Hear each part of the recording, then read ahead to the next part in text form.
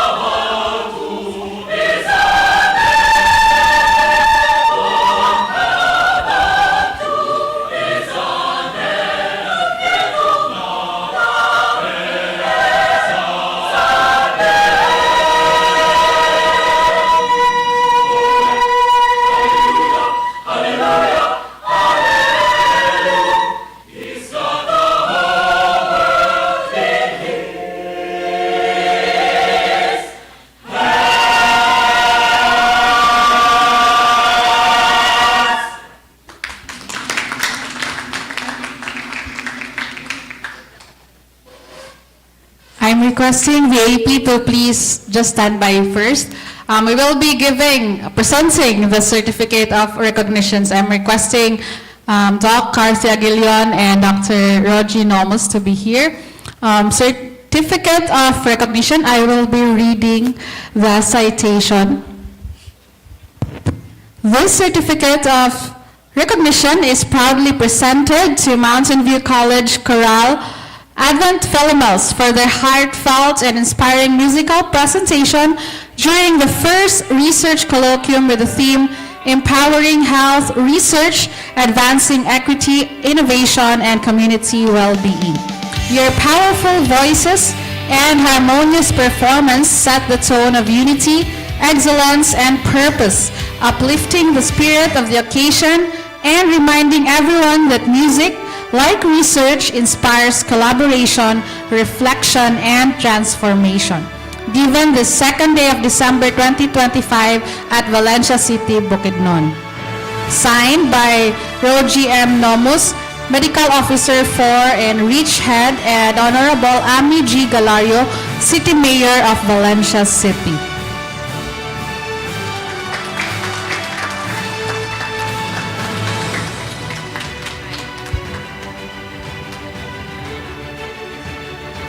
Another certificate of recognition is presented to Mr. Ronel Aldin Fernando for being an integral part of the core team whose dedication, teamwork, and steadfast commitment significantly contributed to the success of the first research colloquium with the theme Empowering Health Research, Advancing Equity, Innovation, and Community Well-Being. Your invaluable support and exemplary service help ensure the smooth planning, coordination, and overall execution of this meaningful academic event. Given the second day of December at 2025 at Valencia City, Bukidnon. Signed by Rogie M. Nomus, Medical Officer 4, and Rich Head, and Honorable Ami G. Galario, City Mayor of Valencia City. Please pause for a picture taking. I'm requesting Ma'am Carthy, Doc Rogie, and Sir Ronel to be in front.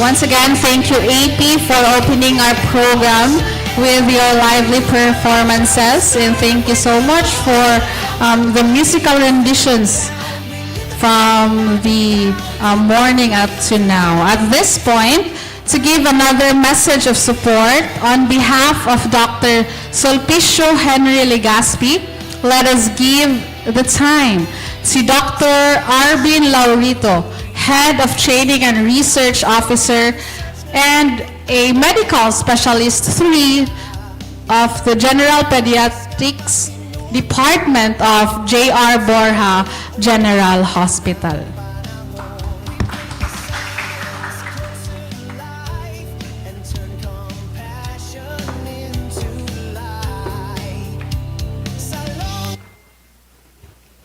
So, good afternoon, everyone. This message from our Regional Director is for us, from Dr. Sulpicio Henry M. Legaspi, the Regional Director of Department of Health, and of course, the Chairperson of the DOST Consortium, the NORMINCORD, the Northern Mindanao Consortium for Health Research and Development. Distinguished stakeholders, STEAM partners from our regional offices, health institutions, and academic communities, honored speakers, and dedicated members of the Research, External Affairs, and Community Health or REACH Initiative, maayong hapon sa tanan. Akong panimbaya sa atong halangdong mayor, si Valencia City Mayor Ami Galario, Vice Mayor Grizel Galario Fernandez, and members of the 10th City Council, and of course, Regional Director Bruce A. Culao. On personal note, this is also my first, way back more than 25 years ago, I presented a paper here in Valencia City. And in fact, with our activity, First Research Colloquium, this is the first time also I met R.D. Culao, of which her wife is my classmate from grade 2 to grade 6. So a lot of firsts for today. This gathering demonstrates our sustained commitment to generating, translating, and applying high-quality research to inform health policy, strengthen system performance, and enhance population-level health outcomes and more resilient Northern Mindanao. It is my distinct privilege to address you at the first research colloquium this year, 2025, with the theme Empowering Health Research, Advancing Equity, Innovation, and Community Well-Being. And of course, an event that marks a significant advancement in the city of Valencia, strategic pursuit of evidence-based governance. Research, indeed, serves as the foundation of backbone of sustainable health system development. It provides the empirical evidence necessary to guide policy formulation, optimize resource allocation, strengthen program implementation, and ensure that health interventions remain responsive, equitable, and resilient in the face of evolving public health challenges, especially those historically underserved. Today's gatherings marks a very strong 20 stakeholder institutions spanning government, healthcare, and education, which symbolizes our shared belief that progress emerges with you, us, and we as we pool our expertise, our data, and our aspirations. The series of plenary talks and to be delivered by our experts are not just presentations as we have shown. They are catalysts for dialogue, innovations, and actionable insights.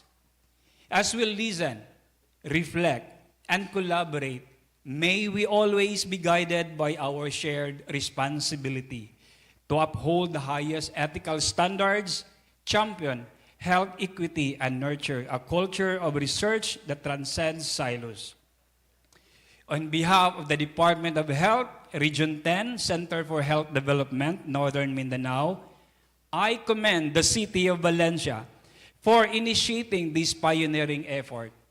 Let this colloquium be a model of how local leadership, supported by regional and institutional partnerships, can drive transformative change. Let this colloquium be the first, and of course, to infinite years to come.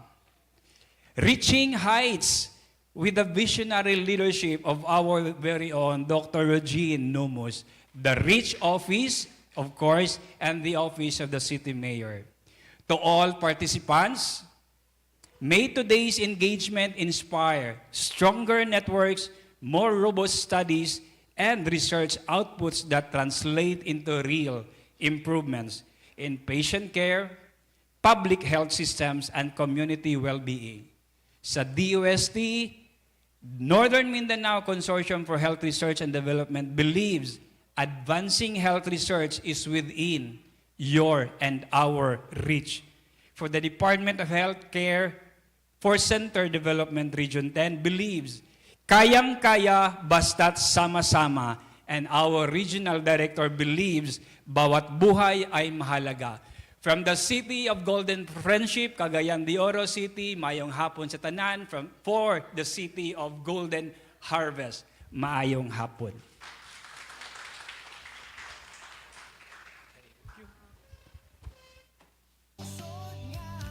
Thank you, Doc Laurito, for that sweet and encouraging message of support. We now proceed to our second plenary session featuring talks on integrative and culturally rooted innovations in community health. It is my pleasure to introduce our third speaker, Dr. Mark Lloyd G. Dapar. So Dr. Mark Lloyd G. Dapar earned his Bachelor of Science in General Biology from Mindanao State University, Iligan Institute of Technology, graduating magna cum laude, where he later pursued his Master of Science in Biology. As a student, he was recognized with the Gawad Chancellor sa natatanging mag-aaral sa larangan ng pananaliksik and the Gawad Chancellor sa natatanging mag-aaral sa larangan ng Hainayan for his outstanding academic and research achievements, both undergraduate and graduate degrees. He completed his Doctor of Philosophy in Biology, major in Plant Sciences, and cognate in Molecular Biology and Biochemistry at the Pontifical and Royal University of Santo Tomas, also with the distinction of Magna Cum Laude and Meritissimus, a Latin distinction for dissertation perfect score. He was awarded a 6-month research fellowship at the University of Bayreuth, Germany, under the prestigious Alexander von Humboldt Foundation, one of the most esteemed scientific foundations in the world, supporting internationally recognized scholars and researchers.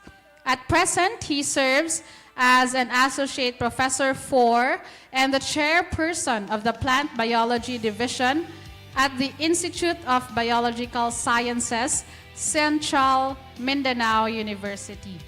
He is also the laboratory in charge of the Microtechnique and Systematics Laboratory at the CMU Natural Science Research Center and previously served as the former coordinator of the Biodiversity Education and Training Unit at the Center for Biodiversity Research and Extension in Mindanao.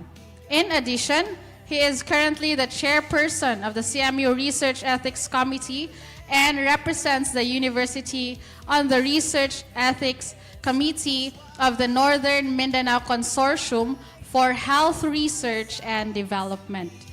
He is a regular member of the National Research Council of the Philippines, the Public Relations Officer of the National Society for the Promotion of Genetics, and the former Secretary of the Board of Trustees of the Philippine Native Plants Conservation Society, Incorporated. His research expertise spans quantitative ethnopharmacology, ethnomedicine, ethnobotany, plant biochemistry, population genetics, evolutionary systematics, and molecular biology.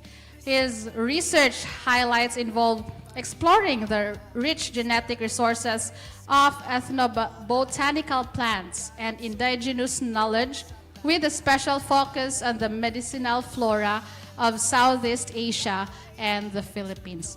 Help me welcome Dr. Mark Lloyd G. Dapar with his talk entitled Integrating Ethnopharmacology, Genomics, Metabolomics, and Evidence-Based Medicine for Inclusive Health Research from Northern Mindanao's Cultural Heritage.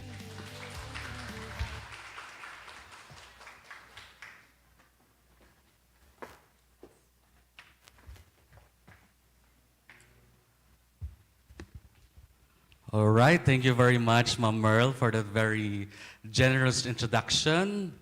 Isang mapagpala at malusog na hapon po sa ating lahat. Maayong hapon sa tanan. I know that this is a holy hour kung saan tayo po ay busog na busog at gusto na rin matulog ng iba.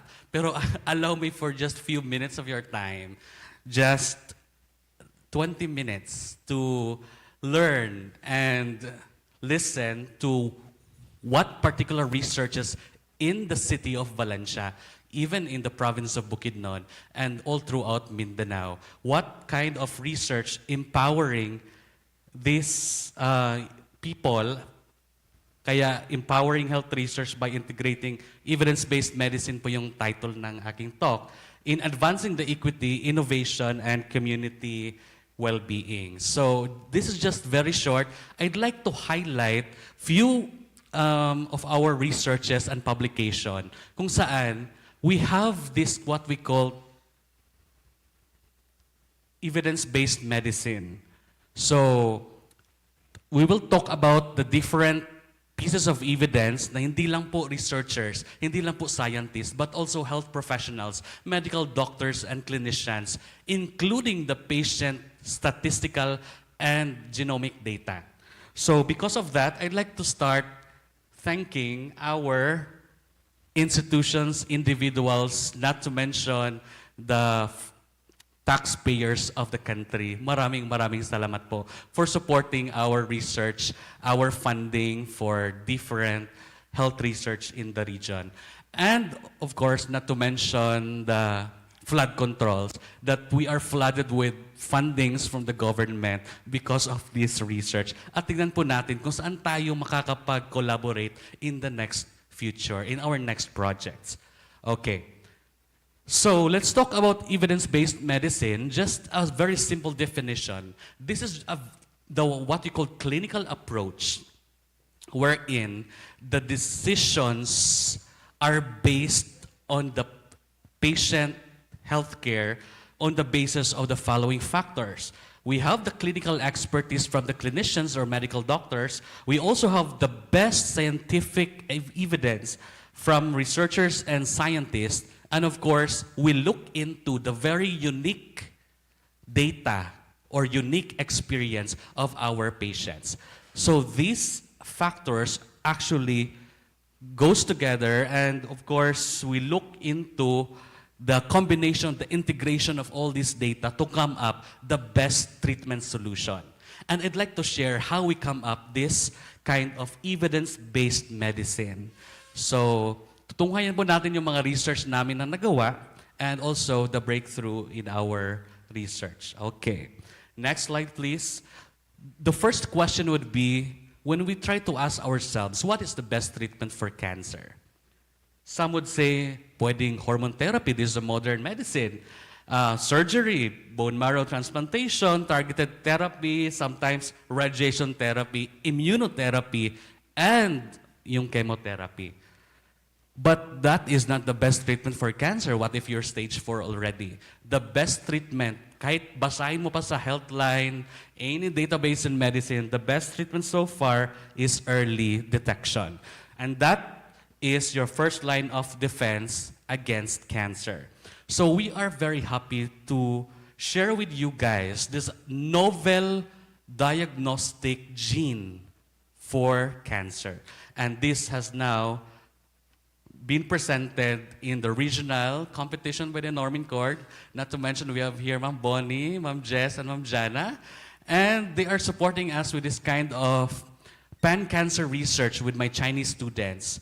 So this is involved with my Chinese students who are taking PhD in biology, major in molecular biology and biotechnology. One student is Western medical doctor. The other one is a traditional Chinese medical doctor.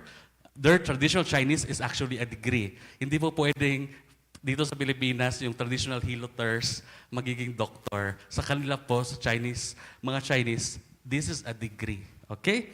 So, both of them took PhD in biology, major in molecular biology and biotechnology, and one of my students actually looked into this pan-cancer analysis, meaning to say, pan, wide, ang range, no? Kahit just like pandemic, it's very wide ang scope. Lahat po ng 33 types of cancers and tumors, lahat ng patient data, all their genes were acquired from Chinese hospitals in these particular regions. Kinuha po yung data nila, and look, they have these clinicians, doctors, they also have researchers, plus the patient data. And so, ano nangyari? They come up this particular YKT6 gene na very common sa lahat ng types of cancer. And this is now the novel oncogenic role of YKT6 in detecting the human tumors or the first-line defense of cancer.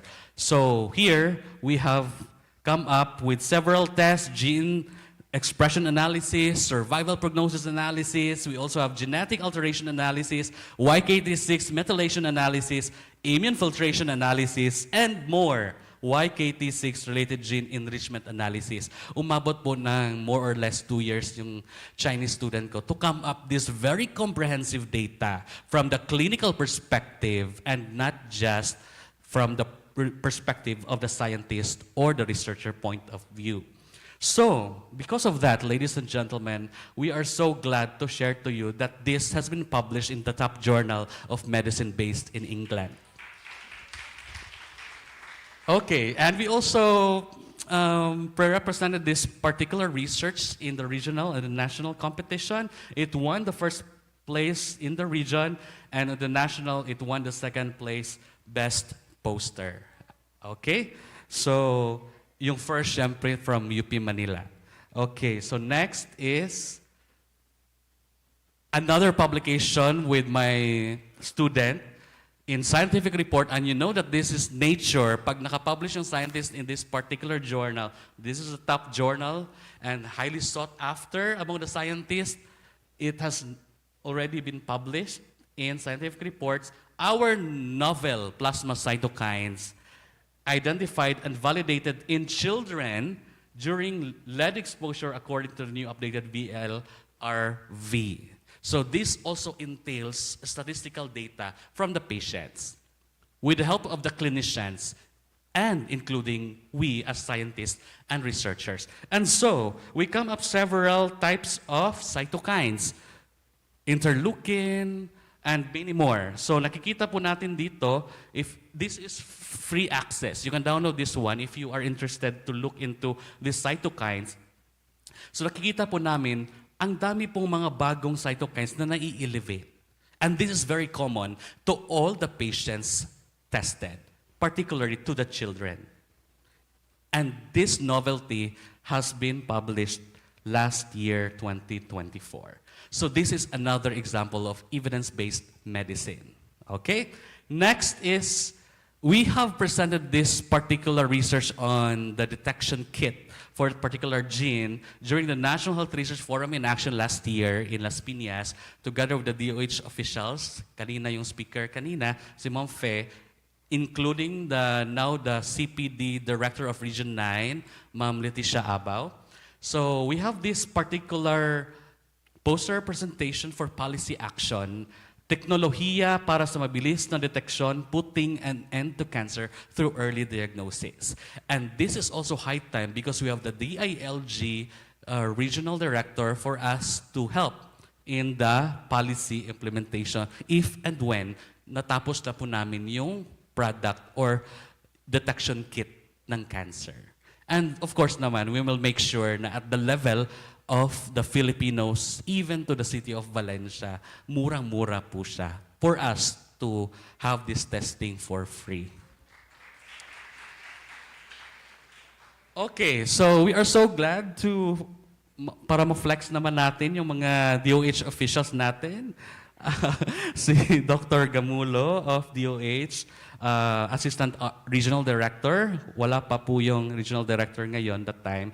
And together with the DOH officials who are also nurse by profession, and yung speaker natin kanina si Ma'am Fe, kasama po natin last year to present with our research in the region. So nakakatuwa po pakinggan na meron po palang mga researchers na from Bukidnon pa in Region 10.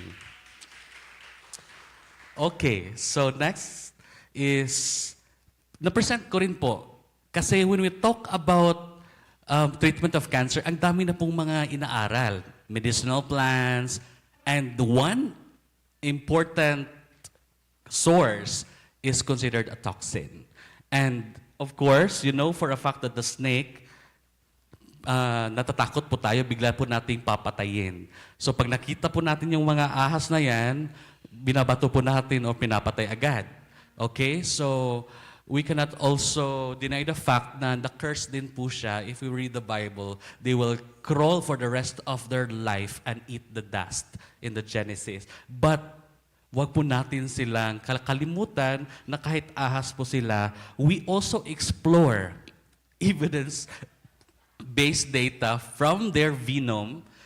You know for a fact that the venom is very deadly because of its toxin, neurotoxin. But we also have other toxins from this venom that can actually treat cancers, both liver and cervical cancer. And it has already been validated since it has been published in the Journal of France here in the web of conferences.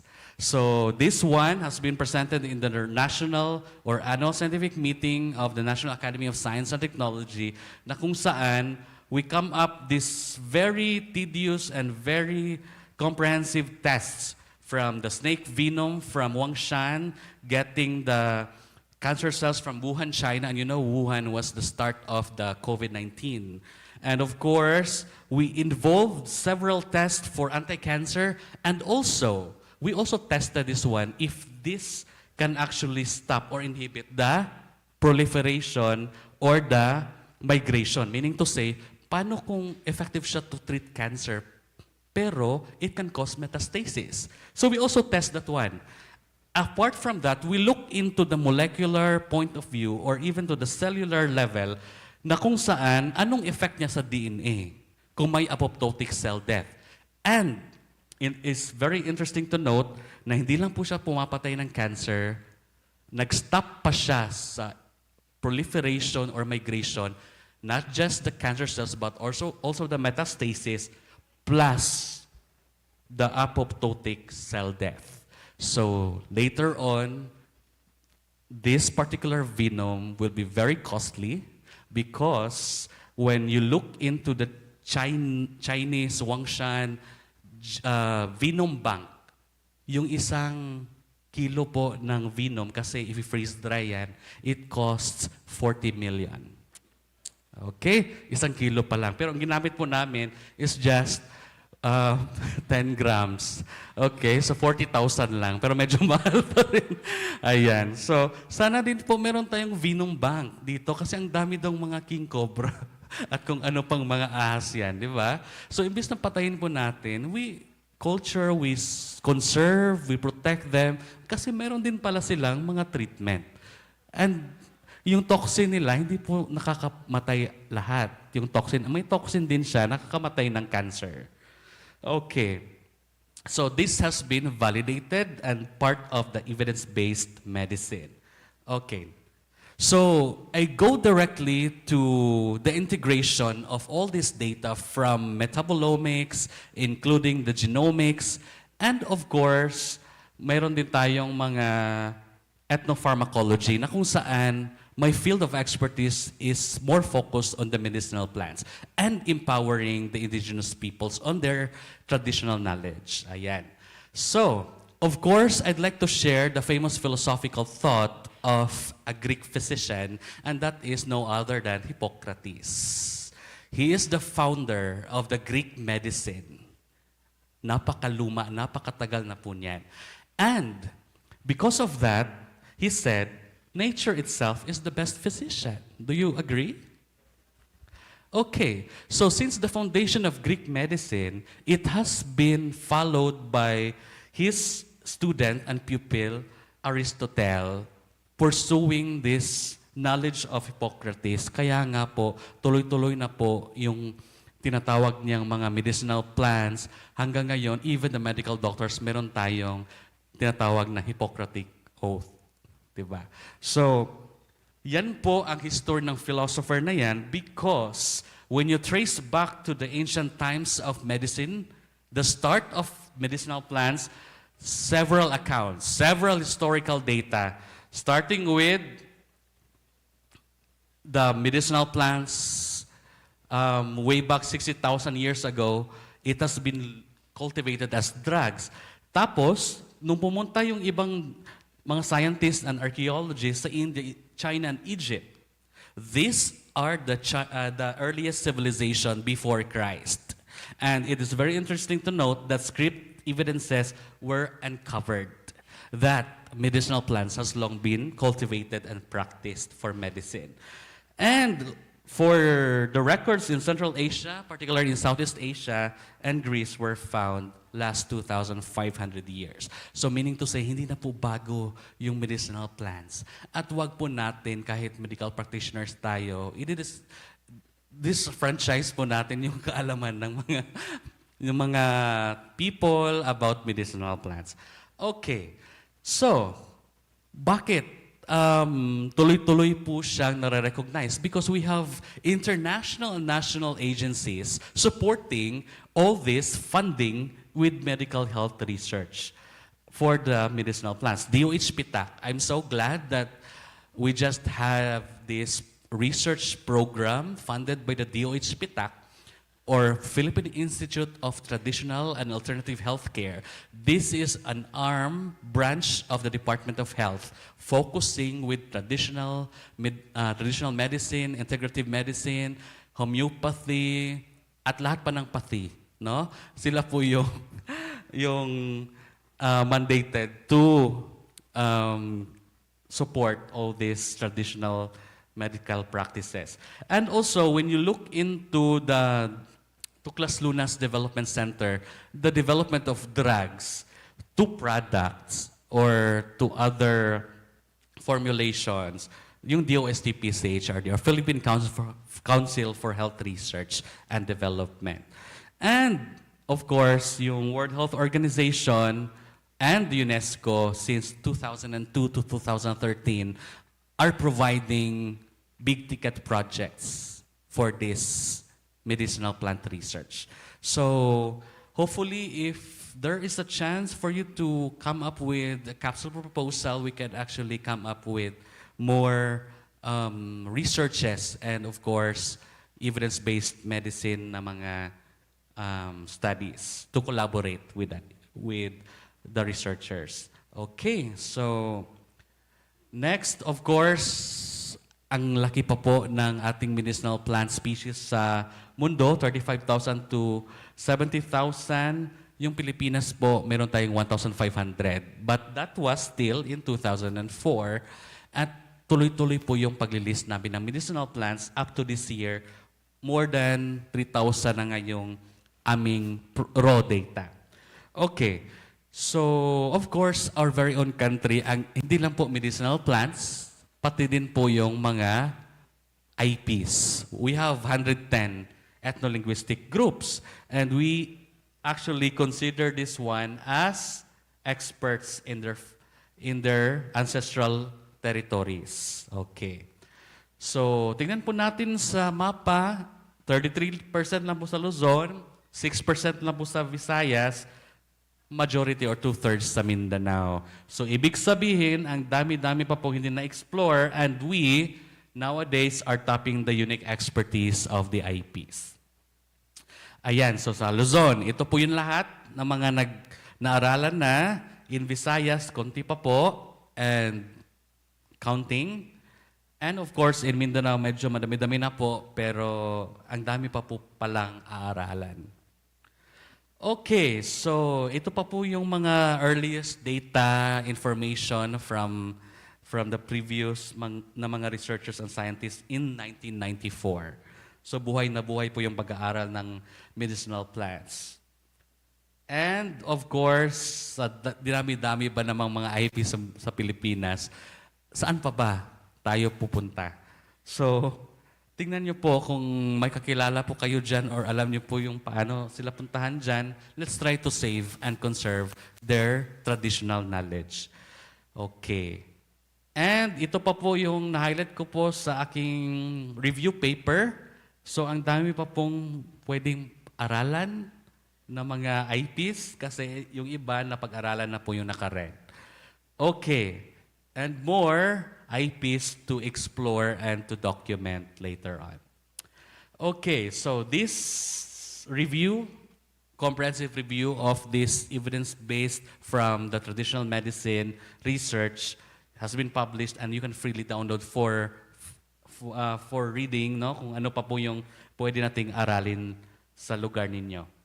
Okay, so I'd like to share yung Agusan Manobo. You know for a fact that this is the largest Manobo community in the Philippines. Agusan po, hindi po sa Bukidnon, but I have started already exploring the Agusan Manobo. It was very comprehensive, and now since I'm from Agusan del Sur, I'm not from Bukidnon, but I chose to teach here in Bukidnon in CMU because I know it's a very interesting and very good place to explore ng mga IPs kasi meron tayong kaamulan, the tribal, of course, celebration or festival for the 7 tribes of Bukidnon. Okay, so yung Manobo kasi, meron silang abyan. May mga ganyan po silang mga tribal healers. They have different preparations of their medicinal plants. Okay, so ano po yung problema? Inaaral ko po dito. Okay, paano po natin siya na i-investigate or na-document? So, this particular fellowship in Germany, ito po yung inaral ko po because it was a privilege for me to come up with a 6-month research fellowship at kailangan ko po ng tribo na pag-aaralan, and that is the Agusan Manobo. And this was me way back mga 6 years ago. So ang payat-payat ko pa po noong panahon na yan. Kaya tumaba pa ako dito sa Bukidnon kasi sarap na mapagkain. Okay, so this particular research has been published in the Journal of Ethnobiology and Ethnomedicine, which you can check and download for free. Okay? And I'd like to share this particular formula. We can have a separate talk for this if you are interested with the quantitative ethnobotany. And of course, this particular application for morphological identification, ethnoclassification, and molecular identification. Bakit kailangan yan? Because ang dami-daming mga halaman na pare-parehas yung pangalan. Paano kung mamali po yung pag-take mo, yung isang halaman na lunas bagong tapol pala, tapos lunas puti yung nakuha mo, hindi pwedeng basta-basta ka na lang maniniwala sa pangalan nila. We have to validate the true species identity with the help of molecular data. So, mayroon ding talimughat, that is for recover. Kung ang lunas is for cure. Pero, hindi po lahat ng talimughat ay safe. May toxic din na mga talimughat. May toxic din na lunas. So, we'll have to validate closely with the evidence-based approach. Ayan. So, because of that, I have published this paper confirming the 2 species used by the Manobo. Ayan. So you can freely access all those papers. For the interest of time, I have to wrap it up. Okay? So what are the challenges and opportunities during the pandemic? There was a webinar series of the constitutional flora of the Philippines. I was invited while I am a student in UST. So if you want to check more of this talk, you can visit that one for free online. And more internationally recognized protocol that we have to follow. We have to make sure that it is ethical and of course legal. Hindi po basta-basta tayong kumukuha ng kaalaman nila. Okay, and if you are interested to read and access our book chapters, you can search for my ResearchGate and ask for a copy. I'll give that for free. But if you can afford our book on the ethnobotany of the mountain regions of Southeast Asia, medyo nag-sale po siya, pero medyo mahal pa rin. It's 800 euros. So, more or less, nasa 40,000 pa. Okay, so mag-click na lang po kayo kung interested kayo doon sa chapter ng halaman. Okay, so, what else? So, i-flex po natin yung mga contest with the help of Normin Court and DOH na mga napanalunan po namin. and for the poster and the oral presentation, and of course, dissemination of our research in the media platform, and of course, capacitating all our students, training our people, not just the students, but also the people, the IPs, on the effective use or proper preparation of those medicinal plants. Ayan. And of course, not to mention the funding agencies, andito po ngayon ang DOST, palakpakan po natin. And they are very supportive with this kind of research. Kaya kayo na lang po yung inaantay. At kami po ay nag-aantay din if you can tap our expertise. Nakakatuwa po kasi this is community initiated. This is from LGU Valencia. We have a project from the DOH in Mount Nebo, in Calatungan Range. So this is part of Calatungan Range. We also have other sites in Valencia, hopefully soon, with the help of Dr. Roji. Ayan. So, more forged collaborations, and we have existing collaborations from UP Mindanao and Philippine Genome Center, and of course, more and more funded projects to publications. So, for the interest of time, I'd like to share just 3 minutes before I end. 3 minutes of my presentation sa mga projects na na-expedite po namin, na yung pag-aaral po namin, pag-akyat ng bundok to come up with evidence-based research ay hindi po basta-basta lang po na profession. This is between life and death. And we have experienced that we are collecting in this particular mountain, may airstrike. Okay? Pero kailangan po namin tapusin yung collection ng medicinal plants.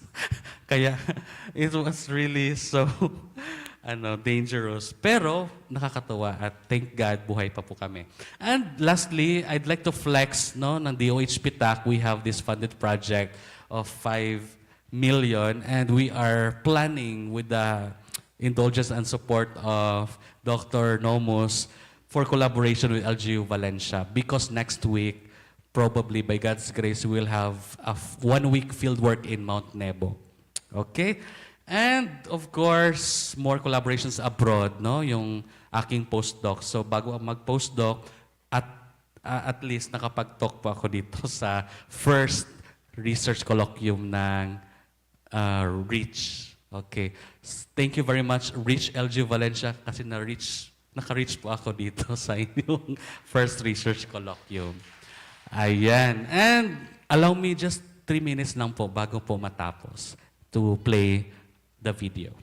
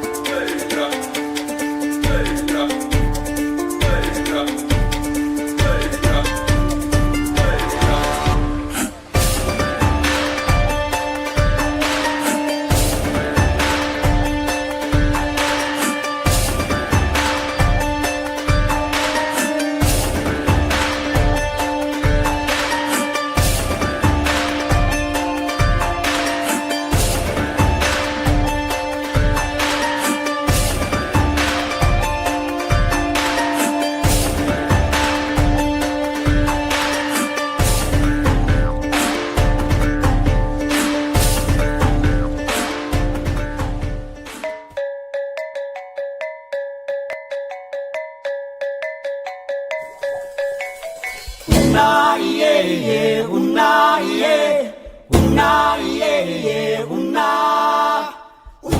iye iye, una iye. iye, una.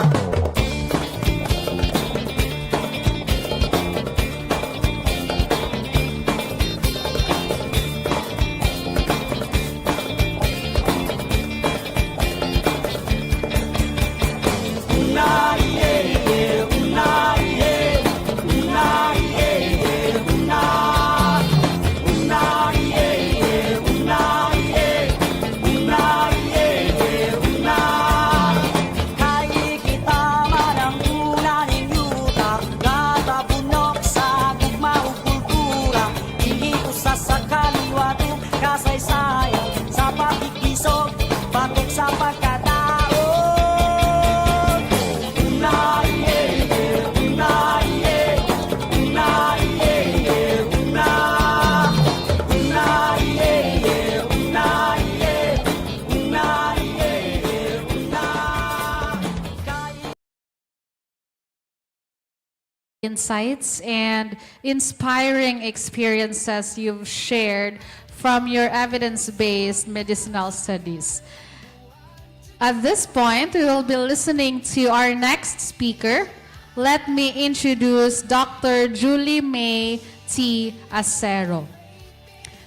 Dr. Acero has earned her Bachelor of Science in Biology at Xavier University, Ateneo de Cagayan, and her Doctor of Medicine at Xavier University, Dr. Jose P. Rizal School of Medicine. She also did her postgraduate medical internship at Adventist Medical Center, Bacolod, and was a resident trainee physician at Northern Mindanao Medical Center. She was also a research assistant, a field assistant, laboratory assistant, and administrative assistant for various research projects. She was also a technical assistant for the marine environment at Xavier University and technical assistant phytoplankton component at the same university.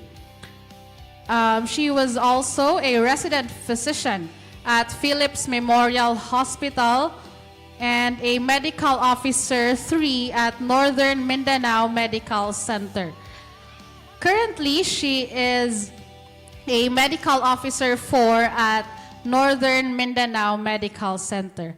She is also a member of Misamis Oriental Medical Society, Philippine Academy of Family Physicians, and Philippine Medical Association. Dr. Julie May Acero will be speaking about the symptoms, severity, and treatment outcome of snake bite patients with envenomation in Northern Mindanao Medical Center from October 2017 to October 2022.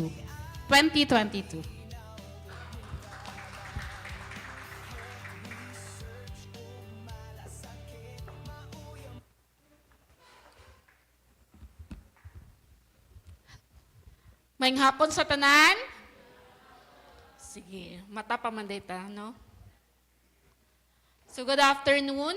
I'll be talking about my research entitled Symptom Severity and Treatment Outcomes of Snakebite Patients with Envenomation in Northern Mindanao Medical Center from October 2017 to October 2022.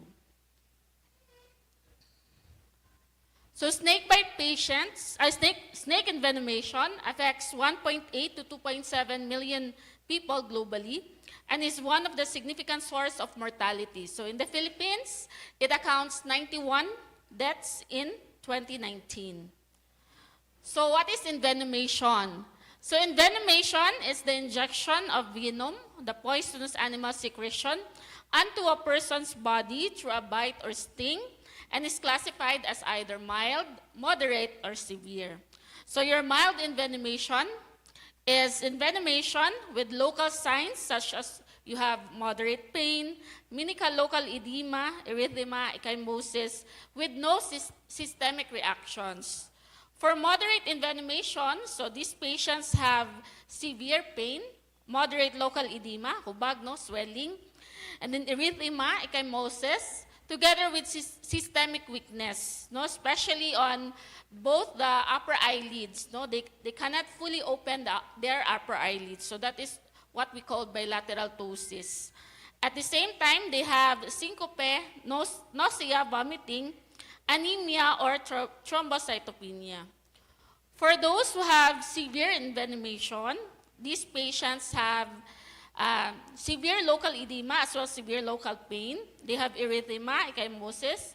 At this time, patient has respiratory failure na. So muna nga time nga hangos na kayo sila, no? They have hypotension, at the same time pulmonary edema. So as you can see in the picture, so this patient is already intubated, going to a respiratory failure. This one is snake bite from a viper case, no? So nalata, iyahan tiil. For moderate envenomation, you will note bilateral ptosis. So patient is unable to fully open his or her eyes. And then this is the swelling for a moderate envenomation. However, for the mild, gamay lang yung kayo, no? Slight lang yun ang iyahang swelling.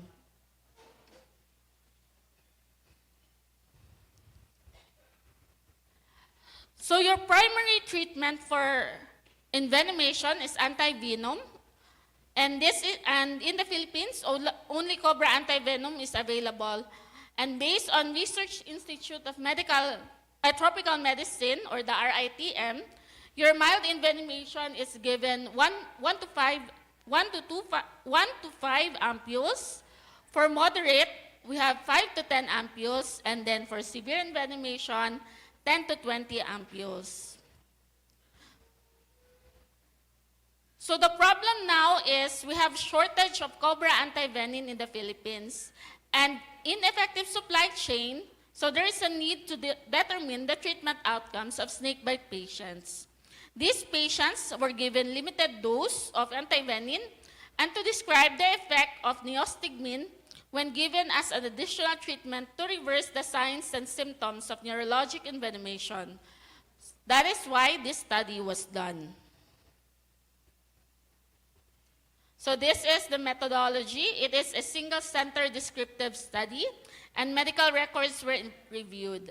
Abstraction form was used, and data was analyzed using descriptive statistics. So snakebite patients seen at the ER with dry bite or with envenomation but refused admission was excluded. So only those who were admitted were included in the study. And documentation of R's post-exposure as well as the time antivenom was administered and the time symptoms improved after giving neostigmine was not included. So this is the result. So a total of 115 charts were retrieved. Why only 115 charts? Remember that we have pandemic for at least 2 years. So wala kayong mga tao nga panggawas, di ba? Ato nga time. So at that time, gamay ra gyud ang gaka exposed sa snake bite. So mo gamay ra kay siya. So a total of 94 out of 115 charts were retrieved, 82 were included, and 12 charts excluded due to absence of signs of envenomation. So this is the total percentage distribution of admitted snakebite patients in NMMC. So most of them were from Bukidnon. Remember that in Bukidnon, we have Del Monte Plantation, no? So usually, ang kaka-encounter is cobra, nga mga halas. And then in Valencia, we actually have 3 patients in Valencia, 5 patients in Malaybalay, 2 patients in Cabanglasan. And then most of them were living in rural areas, ages 19 to 59 years old, so mga working persons, so with a mean age of 33 years old, predominantly male. So most of the snakebite patients were related or working in line with agriculture. Mostly mga farmers, mga laborers, no? Kung dili siya kanang agriculture, kato naghatod og ka ng mga feeds dito sa poultryhan na napakan pag yun siya halas, no? Apil po siya. So snake bites or studies revealed that most of the patients affected by snake bites were from rural areas and an increase in agricultural practices, and the low socioeconomic status of the person can lead to increased snake-human interaction. So males were affected more due to occupational hazard, and mostly affecting 21 to 45 years old, and our results were the same with these studies. So in terms of symptom severity, most of them have moderate envenomations. So these are patients who have bilateral ptosis, or they are unable to open their eyes, or unable to protrude their tongue, or has general weakness.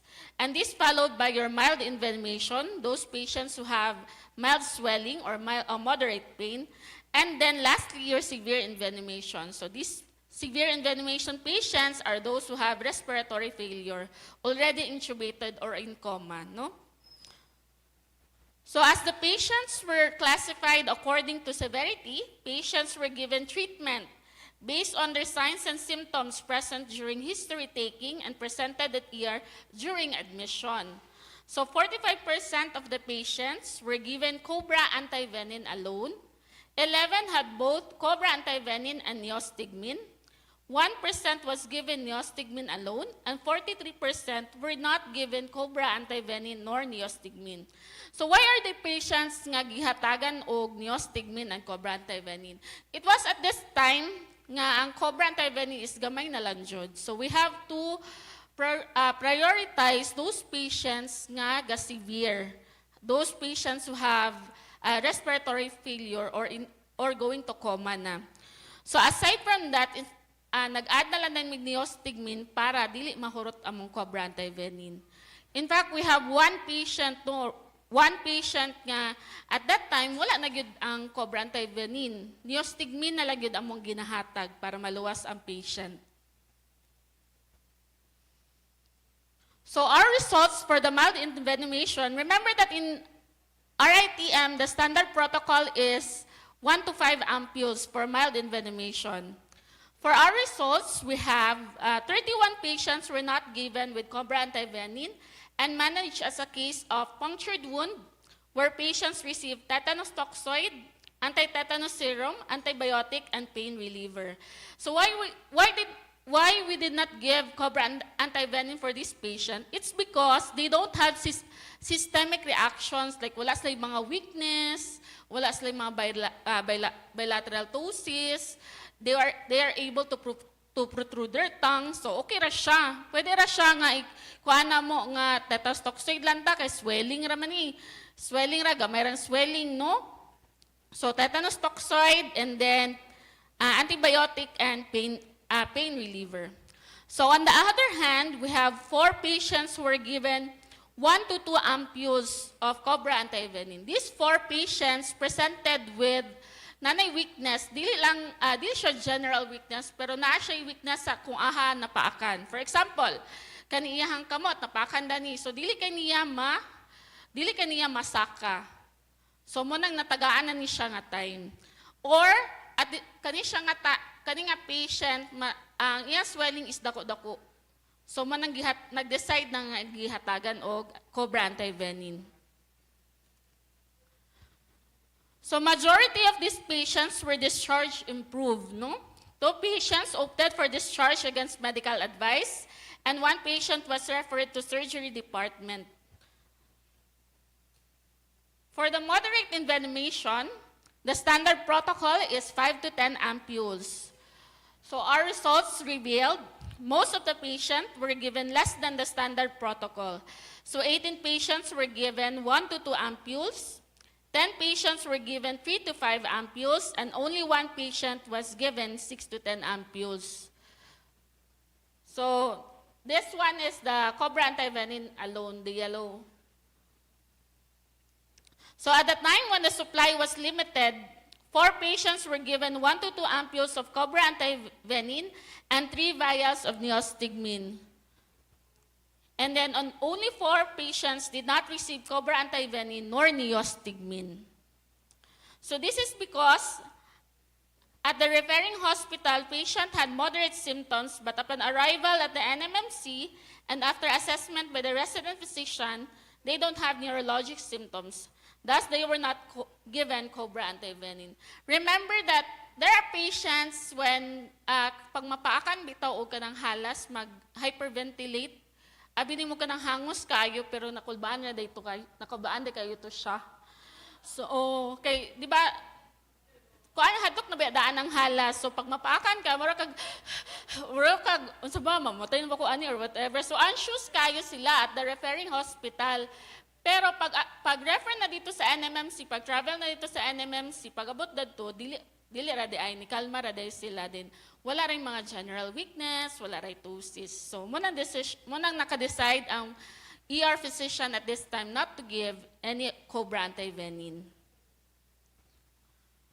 So majority of the patient were discharged improved regardless of the treatment, and 2 patients opted for discharge against medical advice, and 7 patients were referred to other department. So 6 patients to surgery for wound debridement, and then 1 patient to ophthalmology because of cobra spit. So for the severe envenomation, the standard protocol is your 10 to 20 ampules. So our results revealed 2 patients were given 1 to 2 ampules of cobra antivenin.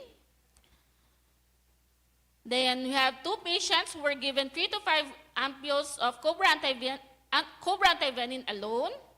2 patients received 3 to 5 ampules of Cobra antivenin with neostigmine. Then 2 patients were given 6 to 10 ampules of Cobra antivenin alone, and 1 patient received 6 to 10 ampules of Cobra antivenin with neostigmine.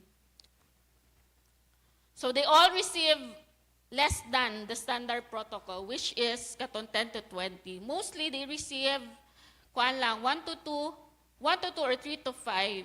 Only 1 patient was given 8 ampules for severe envenomation.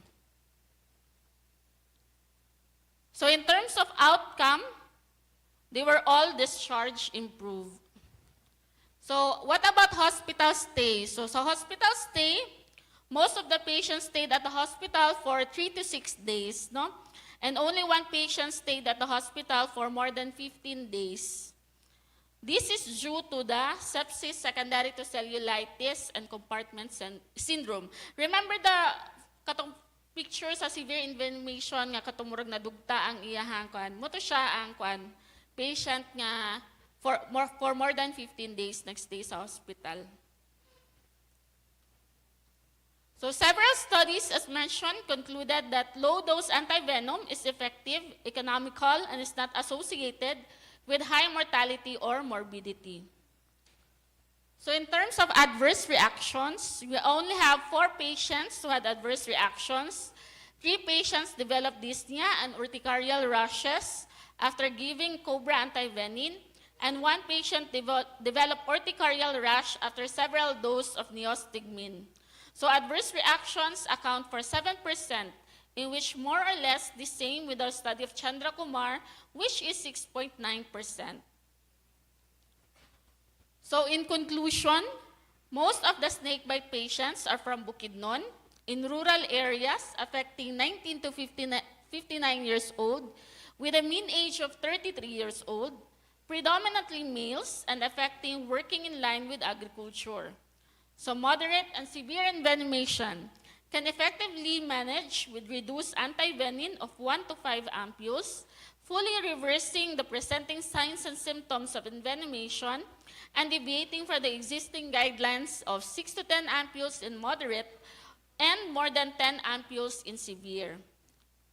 So the use of neostigmine as an adjunct shows promise in addressing supply shortages, ensuring critical care can be extended to future patients. And majority of the patients were discharged improved and adverse reactions were low.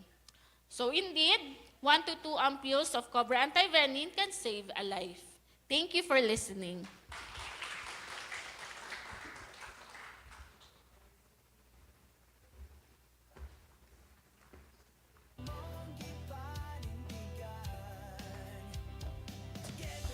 Thank you, Dr. Acero, for presenting your significant findings of your study. Our next plenary speaker is Mr. Raul D. Licaros. Mr. Licaros is an IT professional and educator based in the province of Bukidnon, Philippines. He currently serves as the college secretary of the College of Technologies and as the college coordinator for the academic mentoring unit at Bukidnon State University, where he plays a key role in enhancing academic support and promoting instructional excellence. He is pursuing a master's degree with a focus on intelligent systems to support academic and instructional excellence, reflecting his commitment to leveraging technology for effective teaching and learning. His teaching expertise spans network administration and management, as well as network security, equipping students with both practical and theoretical skills in IT. Before entering academia, he gained extensive professional experience in the BPO industry, working with various tech companies in networking devices and collaborating with startups across the APAC, EMEA, and North American regions, giving him broad exposure to global IT operations and innovative practices. Mr. Licaros is a CCST networking certified professional and an accredited instructor at the Cisco Networking Academy, enabling him to deliver high-quality industry-aligned instruction. Beyond his professional and academic roles, he loves to promote self-awareness and self-improvement using the Kaizen framework. With a blend of international industry experience, teaching expertise, and a dedication to technological innovation in education, he continues to inspire and prepare students for successful careers in information technology. Let us welcome Mr. Raul D. Licaros to present his talk entitled Pagbabantay, a 2.5D animated film for schistosomiasis awareness and control in Malaybalay City.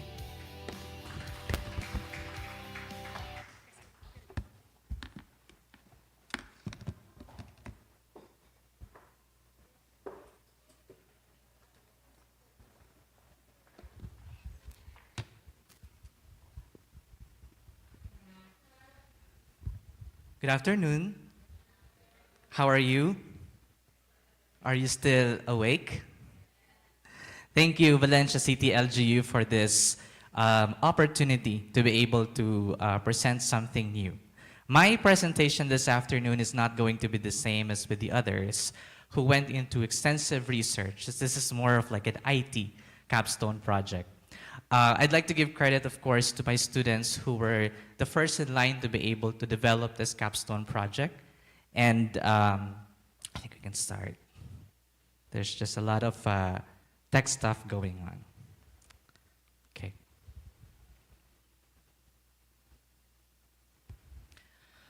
They say prevention is better than cure. And I always believe in that.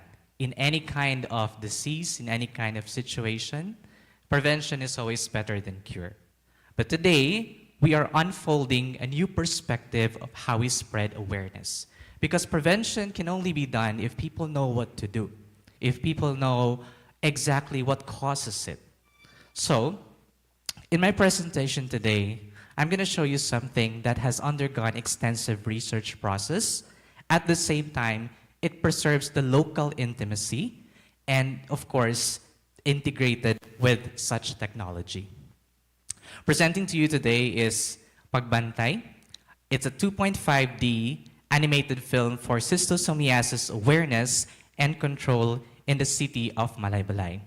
Although this one has been developed exclusively for the local government of Malaybalay City, it is an honor for us to be able to present this into its neighboring city, which are willing to help for us to be able to spread awareness and make sure that we integrate technology and innovate systems in the healthcare industry. Schistosomiasis, as we know, is one of the most endemic diseases here in the province of Bukidnon.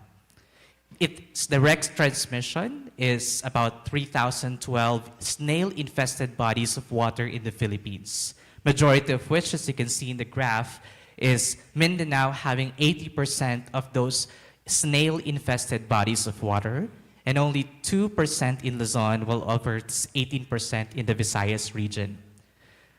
We're going to set up the exposure just to set us a tone of why we are doing this one. Because in about 12 regions in the Philippines, there are 28 provinces, 20 cities, about 190 municipalities, and 1,609 barangays are actually exposed to it. We're talking about 12 million people who are at risk.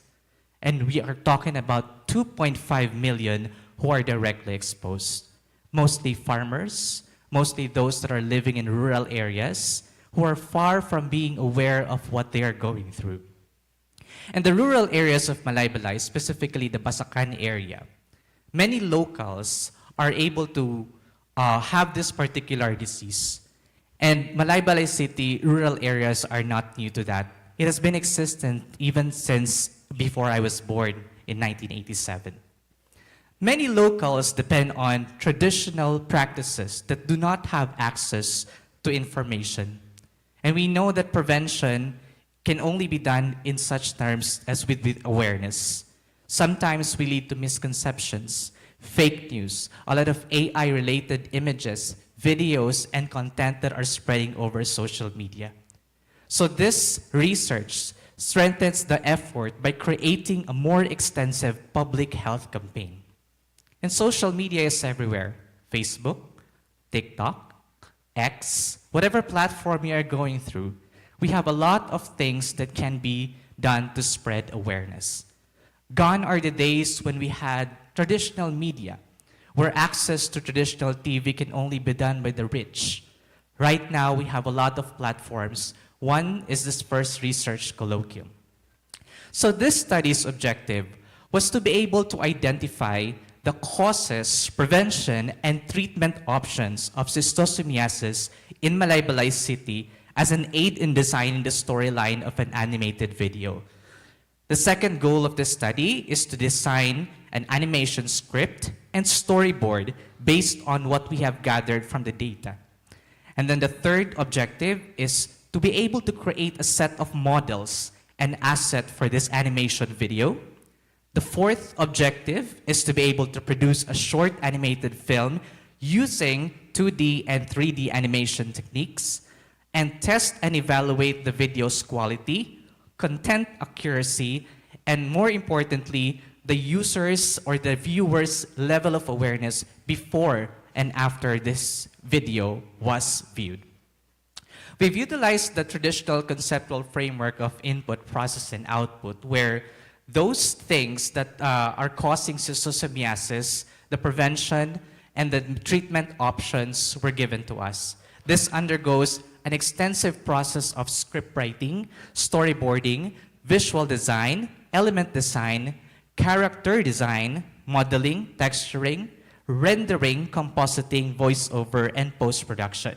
Similar to how we are filming a particular movie, only that we are not spending millions for us to be able to produce an awareness video. It's cost-effective. We just need to have computers and a set of people who are trained to be able to generate computer imagery and computer graphics. An output for that one is what we're going to show you later on, just a teaser of what we have actually done to be able to spread awareness. We follow the same research models, waterfall, life cycle, but this one is customized to multimedia development. When we say multimedia development, we have undergone a lot of extensive things, like asset preparation, because all of the characters that you will see later on, all of the elements, including the color palettes, the sound, the script, and everything else is all original. It all begins with a story. We have a story of a boy who lives in the Basakan area, particularly not being aware of what are the pros and cons of living there. This is an example of the storyboard that was created by hands of our students, and we have here our design. The design has this local intimacy. It's not something that you just download from the internet. It's a paint picture of the Basakan area. It's a paint picture of how we actually see people, how these kids, and how the Malaybalay City Health Office looks like. During the product development, we've done about 5 to 6 months to be able to produce a 5-minute film. And that's because of the limited resources that we had. For example, the computers need to have some sort of like render engines. We use Blender, so it's not something like Adobe that you need to have license to. It's a free and open source software, so there's no cost associated with it. But the render engine needs faster processors, faster computers to be able to do that one. In a 5-minute video, it can take about 5 or 6 months if this is an ordinary laptop. But if you have a render farm, supercomputers, AI computers, or AI-enabled computers, you will be able to do it in as much as a few days. The post-production is also something that we have done. Editing, putting up sound effects, and doing color grading and compositing. So let me present to you the film. Hold on. The sound output is already with HDMI.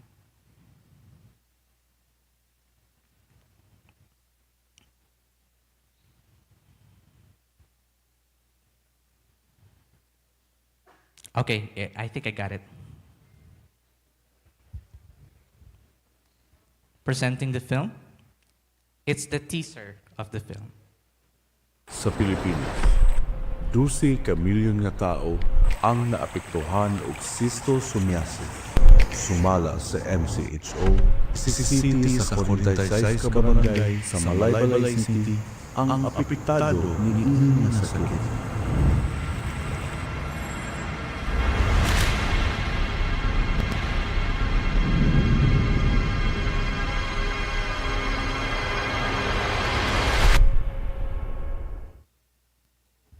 That is a teaser, and due to a pending copyright application that we're doing, I can give you a short script, a 1-minute part of the video.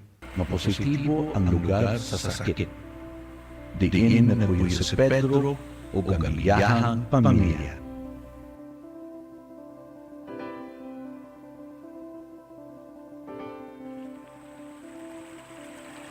Nag-organisa sila ang mga kalibukan sama sa pagpalibyo aron mapadayon ang maayong palibot o manusan ang kontaminasyon sa tubig. Pagtukod o mga tulay para mahatagan o luwas nga gianan o malimitahan direktang kontak sa kontaminado nga tubig. Pagtukod o kasilyas, limpyo nga supply sa tubig, o nagpatuman po sila o Mass Drug Administration gamit ang Presidential para sa pagtambal o paglikay sa pagdadhan sa sakit. And that is a 1-minute part of the 5-minute video that we have produced. I wanted to spend the last 8 minutes of my time to be able to discuss to you the results and the testing things that we have done for this particular video. We have done a technical testing matrix in order for us to be able to evaluate its clarity, the scene transition, the visual PowerPoint, all of the other technical stuff that we're doing post-production. We have streamlined, or we have tested it into a streaming site in Facebook, displaying technologies like TVs, laptops, and mobile phones, because the future of this one is to be displayed in LED walls on common public spaces like the plaza, for example. The result of that one is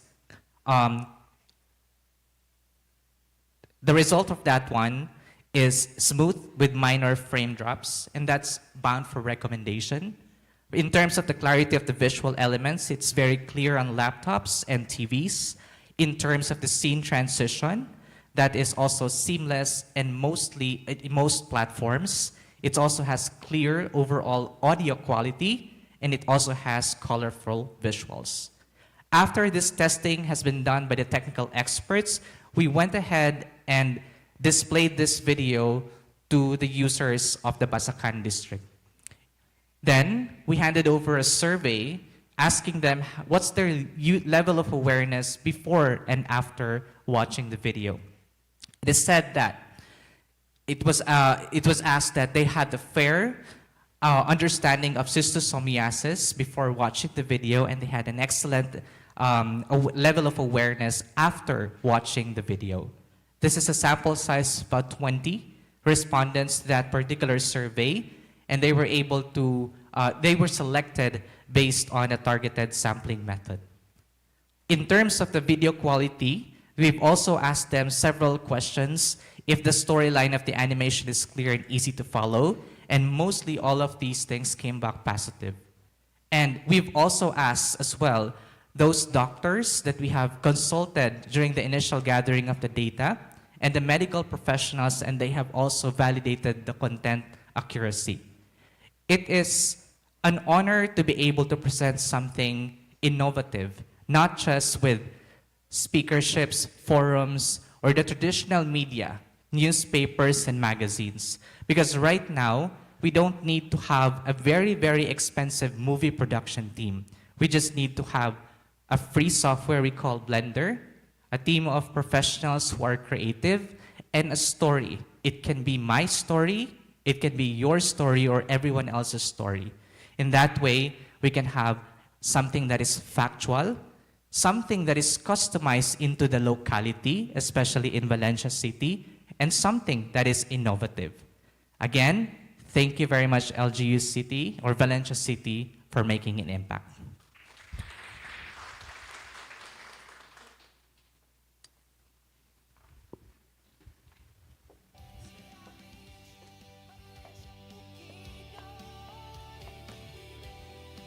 Thank you, Sir Licaros, for offering a fresh perspective in presenting your study. That film was surely a cliffhanger. Now, let us move on to our next speaker, Ma'am Venadil Fuego Cantero. Ma'am Venadil has earned her degree on Bachelor of Science in Nursing at Capital University. She has worked as an OPD nurse at the local government unit of Valencia City Health Office. She is a dedicated and compassionate registered nurse and emergency medical technician with extensive experience in healthcare settings. Currently serving as a Health Education and Promotion Officer 3 at the City Health Office, she is committed to promoting public health, educating communities, and delivering high-quality patient care. She seeks to leverage her skills and experience in a challenging role where she can continue to contribute to the well-being of the community. Help me welcome Ma'am Venadil Hera Fuego Cantero with her talk entitled Health Profile and Statistical Trends of Valencia City on 2023 to 2024.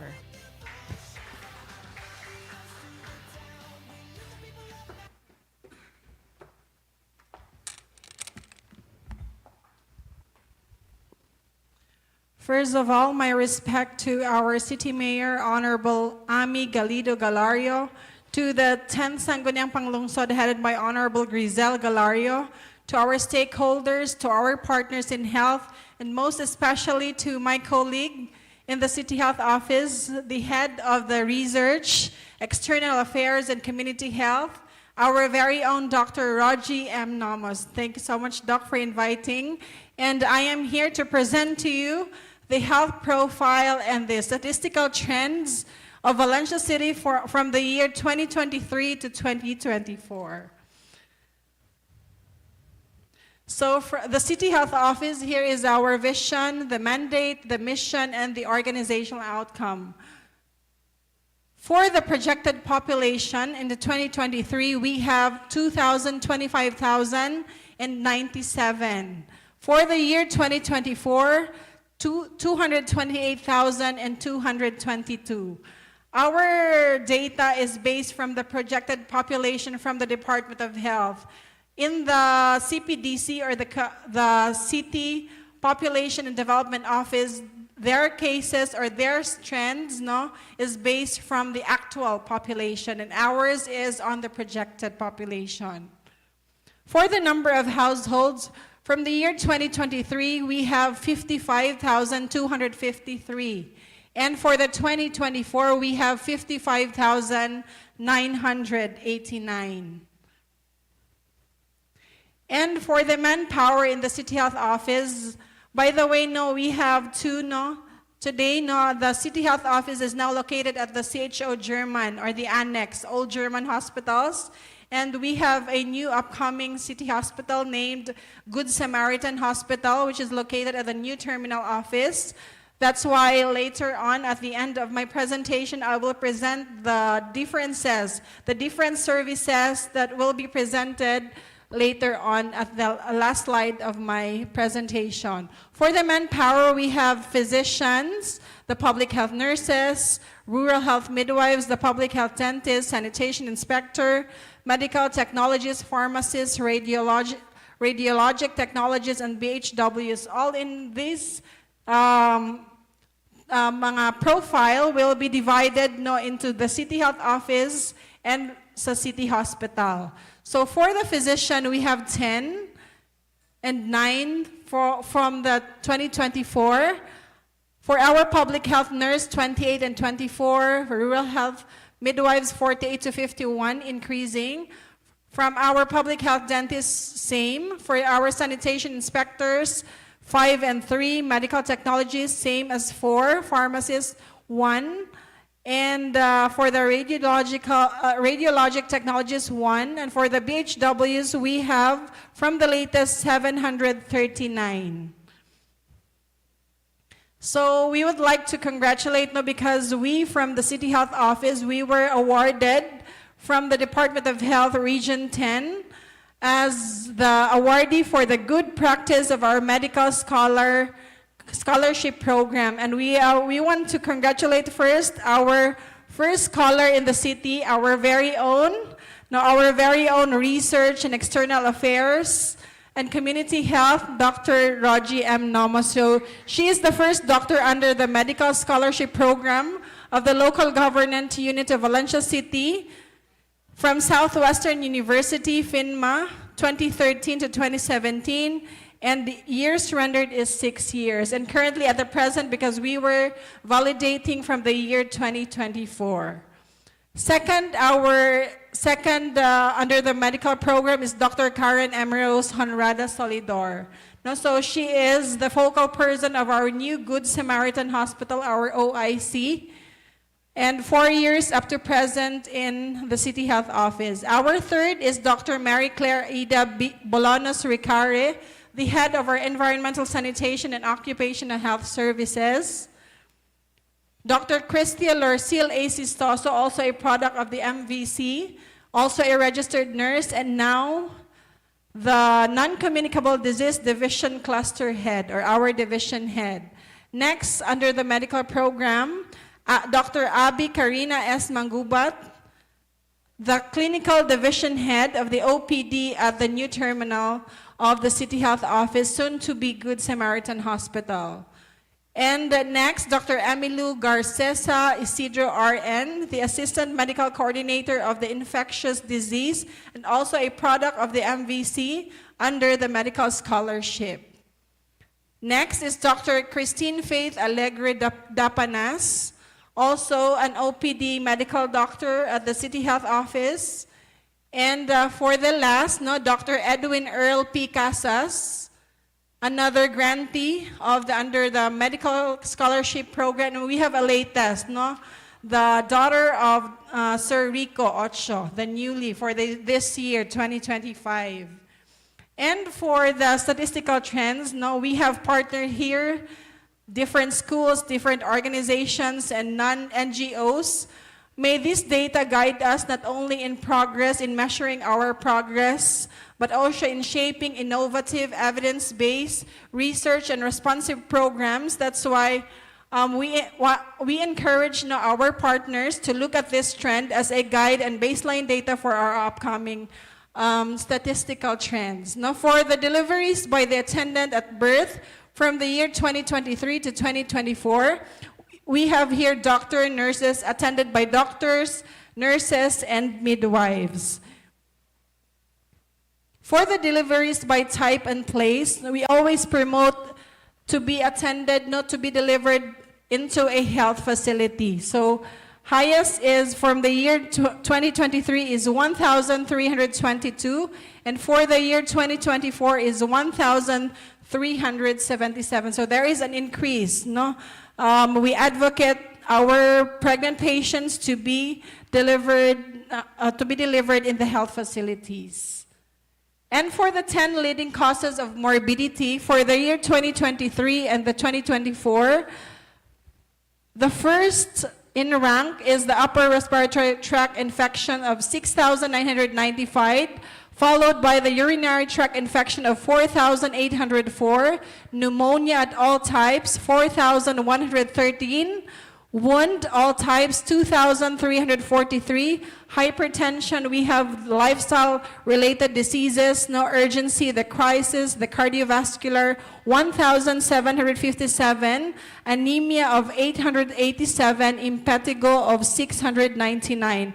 And as well as the year 2024, we have also here as UTI ranks second in 2023. On 2024, it ranks first with 3,691, essentially well 3,492, pneumonia all types 3,148, URTI 3,132, wounds of all types 2,678, hypertension 2,592, schistosomiasis 1,252.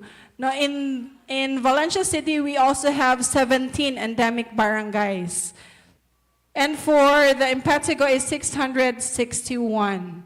For the 10 leading causes of mortality from the year 2023, senility is 94, hypertensive cardiovascular disease 66, essential hypertension 64, acute myocardial infarction 59, diabetes mellitus is 48, cancer all forms is 47, chronic kidney disease 38, and our hypertension stage 2 is 37. That's why we always thank our city mayor as well as the 10th SP for we have an upcoming dialysis center, hemodialysis center, as the chronic kidney disease is included in the 10 leading causes of mortality. For the year 2024, myocardial infarction is 162, acute myocardial is 141, acute respiratory failure is 118, sudden cardiac death syndrome is 48, multiple organ failure is 40,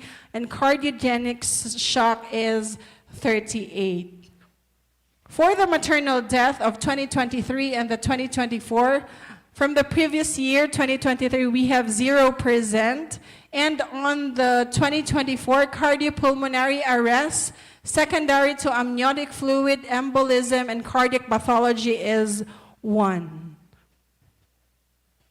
For the neonatal mortality in the year 2023 and a comparison between the 2024, first is on sepsis, neonatorum is 8, prematurity is 2, SIDS or sudden infant death syndrome is 2, aspiration pneumonia is 1, cancer all forms is 1, intracranial hemorrhage is 1, and necrotizing enterocolitis 1. On the year 2024, acute respiratory failure is 3, asphyxia, birth asphyxia, and sudden infant death syndrome and sepsis is 2, and respiratory distress syndrome, as well as prematurity, multiple congenital anomalies, extremely premature is 1.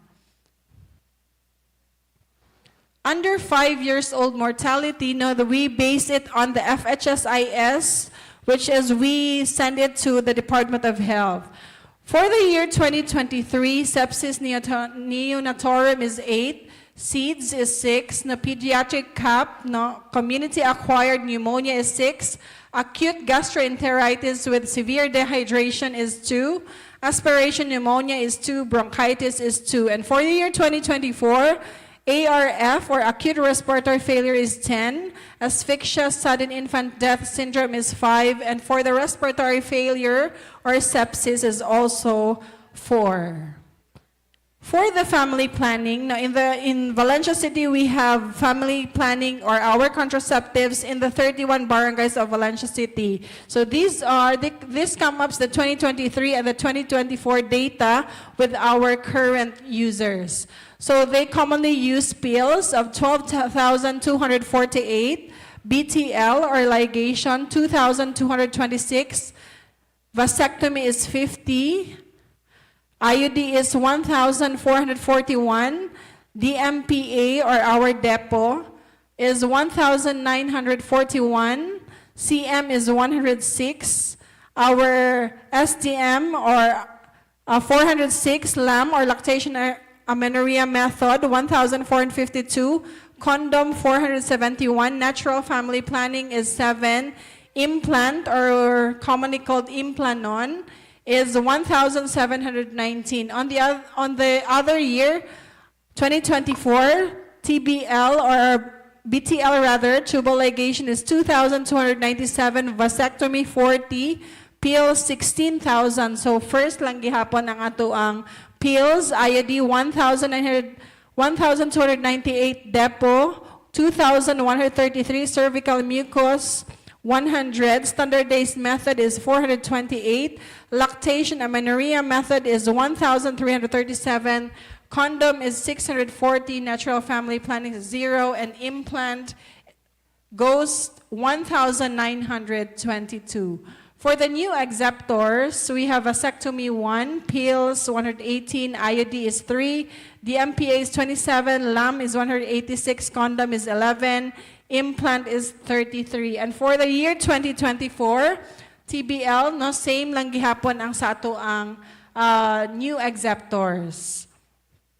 For the infant mortality, same as with the under 5 mortality. So same lang ang ilahang medical diagnosis, sepsis, SIDS, and pediatric nga cap.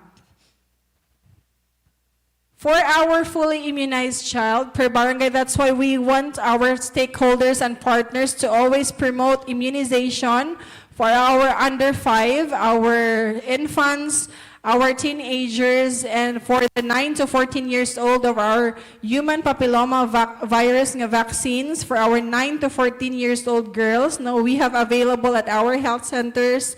Just coordinate with our nurses and midwives, no, to prevent anti-cervical cancer. And for our senior citizens, we have the anti-pneumonia and the flu vaccines for our senior citizens. For the fully immunized child in 2023, the highest is Barangay San Isidro. So almost they got 105%, followed by the Barangay Lourdes. Next is Barangay Pinatilan, followed by Barangay Batangan and Barangay Tugaya as the top 5. For the year 2024, top 1 is Barangay Poblacion with the 490 of fully immunized child, followed by Barangay Lurugan. Next is Barangay Bagontaas, Barangay Lumbo, and Barangay Batangan for the top 5 of fully immunized child. For the dengue case surveillance, we have this dengue case now is very preventable. If we follow the 5 prevention, 5S contra dengue, especially on the search and destroy. In the year 2023, top 1 of our morbidity for the dengue case surveillance is Barangay Poblacion. That's why we encourage our partners in hospitals to have a fast, steadfast collaboration with the City Health Office on the data as baseline for our prevention. Second is Barangay Lumbo. Third, Barangay Bagontaas, Batangan as the 4th. And 5th is Barangay Lurugan. For the year 2024, the top 5 still, Barangay Poblacion. Second is Barangay Lumbo. Barangay Bagontaas as the 3rd, Barangay Batangan as the 4th with 66, and Barangay Lurugan. Mostly our top 5 higher cases are from the bigger population nga mga barangays. For the schistosomiasis selective treatment for the year 2023, as what I have mentioned, we have 17 endemic barangays. So for the top one is from Barangay Poblacion. Second is Barangay Lumbo, followed by Sinayawan. The fourth is Barangay Bagontaas, and the fifth is Barangay Sugod for the year 2023. For the year 2024, still no Barangay Poblacion top 1, top 2 is Barangay Lumbo. And also we have transient because we have patients coming from the different municipalities here in the province of Bukidnon. And next is Barangay Sugod, and we have an equal data of Dagat, Davao, Kahapunan, Mabuhay, and Mailag for the new acceptors or new cases. For the teenage pregnancy, here in Valencia in Region 10, we top 1. I guess we rank 3rd from the province of in whole the Region 10, we top 3rd. But in the province of Bukidnon, I guess the latest top 1. No? So top 1 ang Valencia. That's why we encourage our partners, although we conduct Healthy Young Ones, we conducted SHAPE, Sexually Healthy and Personally Empowered Adolescent from the different schools in collaboration with the Department of Education, the CSWD, our partners na naman silang ma'am diri na sa second table, our local youth development office, and last October, we have visitors coming from the PopDev or Community and Development, PopDev 10, and they have a Project 25 by the year 2028. Now, in promoting, we have to decrease 25% of our teenage pregnancy for the 3 years after, by the year 2028. So I hope we will make a research or to lessen or decrease our teenage pregnancy. For the year 2023, so this is from 10 to 19 years old. Top 1, of course, we have Barangay Poblacion with 90. Sorry for the slide, it's blurry. Second is Barangay Lumbo with 64. Third is Barangay Lurugan, followed by Barangay Lilingayon and Barangay Tugaya for the 2023. And for the year 2024 still, Barangay Poblacion top 1. For the second is Barangay Lurugan 43, followed by Barangay Lilingayon 45, Barangay Lumbo as the fourth, 43, and the last is Barangay, for the top 5 is Barangay Banlag. For this year, 2025, still, Poblacion ranks first on the teenage pregnancy. For the mentally ill, now we have free medications coming from the Department of Health. And these cases, this data from the year 2023, we only have 36 ng mentally ill who goes to our pharmacy.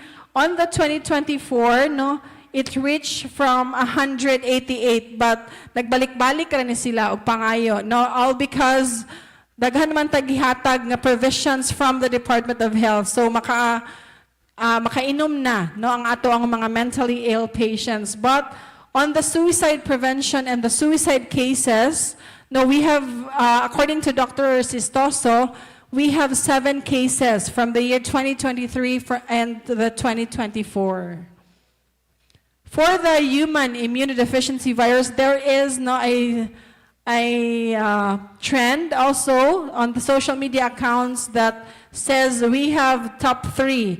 But on the social media accounts, there were no source on the data presented. But this is coming from the City Health Office. Now, from the year 2023, we have 24 cases. But this is HIV. The one on the green is diagnosed or reactive. Once reactive, we have to confirm it through the confirmatory test of the HIV, even if it is reactive. The one on the orange is undergoing ART or antiretroviral therapy. For the year 2023, we have 24 undiagnosed or reactive, and on ART is 0, so on medication. On the year 2024, we have 25 cases, and on our ART is only 16. And this year, we have the latest, no? So 9 for the diagnosed or reactive, and same as with 2025. No? So we encourage them to take on the ART, or our antiretroviral therapy. For the death rate attributed to road injuries, from 2019 to 2024, there is an increasing trend. No? So from 10.70 to 9.71, then 8.16, 12.36 on the 2022. No, so from the year 2019 to 2021, there is a decrease, no, okay, because it's COVID-19. No, so from 2021 and up to the present, for the 2024, there is an increasing 13.15, as it is a new normal naman, balik naman ta. So for the difference of our City Health Office new terminal complex, no, this is our ongoing services, no, para dili malibog na our constituents in the city of Valencia. In the new terminal office, or the main services offered are still, no, kay mahimo naman siyang Good Samaritan Hospital. We have there our OPD consultation, the TB dots consultation, our dental services, laboratory services, lying-in clinic, which is 24/7, laboratory services for pregnant women, mental health assessment, VIA, or visual inspection with acetic acid, medical certificates, only sickness and illness. On the other hand, on the CHO Annex, or the formerly German, located at 40th Street, we have disability or PWD certificate, Monday to Friday, medical legal certificate, gender entry correction, death certificate, animal bite treatment center, the CV hash, or our City of Valencia HIV and AIDS support house. So in the country, we have a 500% increase. That is all because before, no, lagyo pa kaayo ang atong mga testing centers. We have Cagayan de Oro, we have Davao City, and as of this moment, that's why naapot tayo increase, because nanaman tayo ato ang treatment hub. We do have our treatment hub called CV hash. So cystosomiasis selective treatment is every Wednesday, the food handlers class. Monday and Wednesday, issuance of health certificate, transfer of cadaver, exhumation permit, the transport clearance, the misting operations, the search and destroy for the dengue, physical chemical analysis, inspection of sanitation facility, inspection of non-food, attends to complaints related to environmental sanitation, our physical therapy session, CSC appointment, bondable position, DepEd forms, and the BJMP police request for commitment to jail. So all these updates and all our services is posted in our Valencia City Health Office FB page. No? So you can call our landline if there are any queries, 0885373991. So thank you so much, no, for this. We're able to present to you our statistical trends, and together let us continue to transforming these statistics into solutions and this research into action for a stronger and healthier Valencia. Thank you so much, and God bless everyone.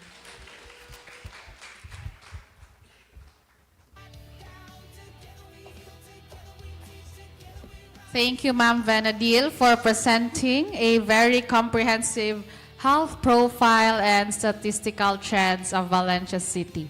At this point, we will now proceed to our second open forum segment. May I request our afternoon plenary speakers to please come to the front and please sit here at the chairs provided.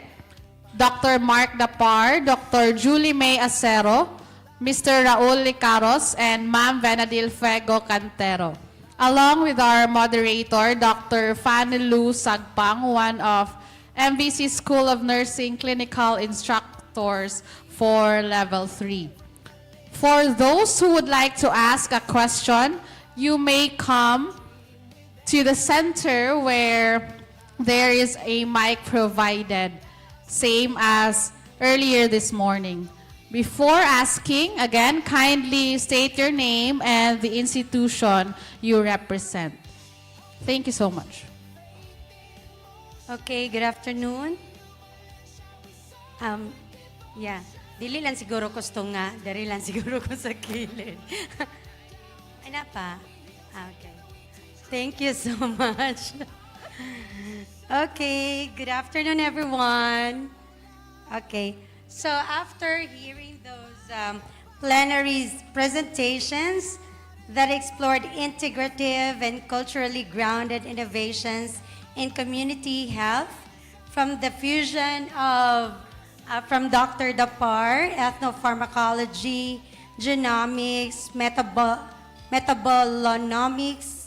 metabolomics, and evidence-based medicine, to the critical insights on snake bite, envenomation, and also with the presentation of a film regarding awareness of schistosomiasis, and also and finally, the comprehensive health profile and statistical trends of Valencia City. We are now given the opportunity to deepen our understanding through dialogue. So each of our speakers here has highlighted how science, culture, clinical realities, and community contexts intertwine to shape our health outcomes. So this forum is our space to connect those insights, raise clarifying questions, challenge ideas constructively, and reflect on how these findings can inform policy, practice, and future research. On that note, I invite our participants to engage thoughtfully and respectfully with our question and answer portion. Again, please state your name, your institution, and you can ask your question. You can identify the speaker that you would like to answer your question. So we can start now. Anybody from the audience who would like to ask question, please? Okay, anyone from the first speaker? Yes, thank you so much.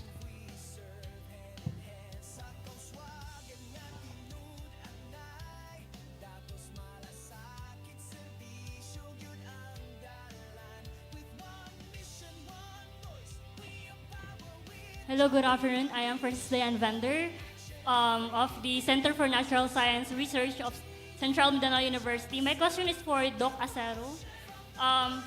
Doc, in case we will proceed to our fieldworks in the mountains without antivenins, what would be the recommended first aid response for a researcher like us who are not trained health professionals? Thank you.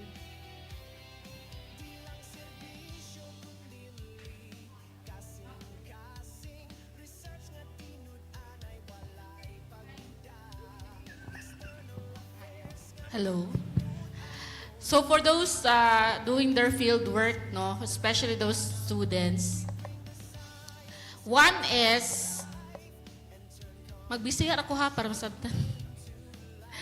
Langga, pag mapakan ka og halas lang, when one have a snake bite, especially, usually, diba, sa kuan man na, sa tiil, no? One, ang ginabuhat yun is, dapat, namin ka nang ihikot bitaw, tourniquet, oh. Hello, bright kiss sila. Ay! Oh, dapat mag-tourniquet mo, no? Above the bite site. But not nga ka nagrabi bitaw kaayo ka hugot, kay sakit kistanan kung hugot na kaayo. So, other kuan giginahin mo is, kung dili tourniquet, kanang bandage. I-bandage niyo above sa bite site paingon sa ubos. For example, naa sa tiil, matindog na lang tate, no? Nada ni sa tiil. So, ang inyong pag-bandage is above sa bite site, paingon sa ubos, to check if okay ang inyong pagka-bandage, i-insert inyong duha ka finger, no? Sa bandage, dapat dili kay siya hugot, dapat ma-insert pa ang inyong duha ka tudlo. Kay kung hugot na kaayo siya, sakit kayo na.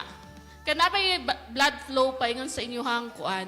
Basin na noon ma-compromise sa inyong tiil, wala na tarong blood flow pa ingon sa inyong kuan, no? Sa inyong mga toes, no?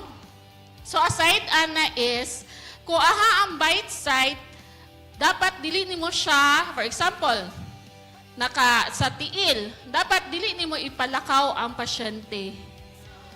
So dapat naka-stay put ra kung aha siya napaakan, and dapat below sa heart.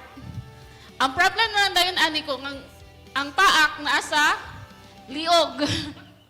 So kung nasa liog, Diyos ko, 100% mortality na. No? So, manguano lang ta nga nara sa tiil or nara sa kamot. So, aside ana kung lisod kayo kung above the heart naman good, usually kung mga, especially kanang banakon, di ba ang banakon kuha makita ang banakon mo tindog, may lani mo nga cobra siya nga bite kay nasa taas iyang bite, either nasa tuhod, nasa imong dani mga shoulder. Kay mulikos, ang banakon is mulikos ra bagyod. Mulikos sa imuha din mo pa ako aha siya din lala kayo siya. So kung above sa heart, my God, 100% mortality na yun ani, Diyos ko. So kato siya no, kung nasa extremities, imong i-bandage or tourniquet nga dili kay inana ka hugot, dili nimo i-move ang affected nga limb, dili nimo ipalakaw ang pasyente, so dapat kargahon gyud siya. Then dapat ang bite site dapat below the heart. Then if ever naamoy ka ng mga ice, pwede mo mag-cold compress sa kato nga area para dili kayo siya kumukuhan, no? Then pag abot dayon sa dili ko kabalo nga hospital ang naay cobra anti-venin, pero maka-remember ko nasa Malaybalay. Kay manawag na sila usahay nga kung napabay available nga anti-venin. Kay nakoy isa ka classmate nga nakahatag siya isa ka cobra anti-venin before niya na-transfer ang patient sa NMMC. So, kung wala gyoy cobra anti-venin, we can start with neostigmine. No, neostigmine 25 micrograms per kilogram per patient. Pero for those students na dili lagi medically inclined, kato lang sa, no, bandage, i-bandage, make sure nga dili kayo hugot, dili ipalakaw ang pasyente, so kinahanglan yun niyo kargahon. Then ang bite site dapat below the heart. Okay? Then as much as possible, kung ma-identify ninyo ang halas, mas syada gyud siya. Kay usually ang venomous man gyud sa ato is ang cobra man gyud. Kana man gyud ang cobra kay ang iyang toxin is neuro man gyud target. Neuro yan target, so maglisod og ginhawa, luya tanan, no? At pagkahuman ang maglisod og ginhawa, maghangos coma na ba dayon na. The rest of the snakes, like ang sunod is ang viper. Usually ang viper is more on kadang grabe nga swelling o kanang mga hematologic nga profuse ang bleeding. Pero usually, ang most gyud ni sa Pinas is ang cobra gyud. Cobra, pinakalala, ang banakon. Grabe gyud ang banakon, no? Lisod ka ang banakon. So, katula siya, langga. Thank you. Okay. Yeah, maybe Ma'am here can also say something. For the anti-venom, is kung namin ipang-refer no, naa sa BPMC Malaybalay, but I guess namin mga taga-AMCV. So, naay 5 ampules man siguro nga donated by our counselor, but I do not know if gamay na lang siguro available pa kay as what ma'am presented no sa mild lang is 5 ampules lang daan kung mild lang. Pero kung mild kay pwede rin gid kuan kanang wala. Depende lang kung agi ka ng general weakness or pwede ra siya treated as punctured wound like mag-anti-tetanus, magkuan lang. Okay, listed kayo. Doc, Listed nabay kayo golden production. hour sa and from the time you have been bitten? Usually, it depends kung aggressive ang snake or dili. Pero based sa mo ang katong toxicology sa kwa, at least 4 hours. 4 hours. Pero depende kung unsa nga halas ang nakapaa, no? It depends on the species of snake. Kay if it is cobra and then it's aggressive, then expect to have neurologic symptoms within minutes.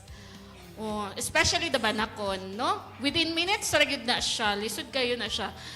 Kay we have cases sa I think sa Butuan, katong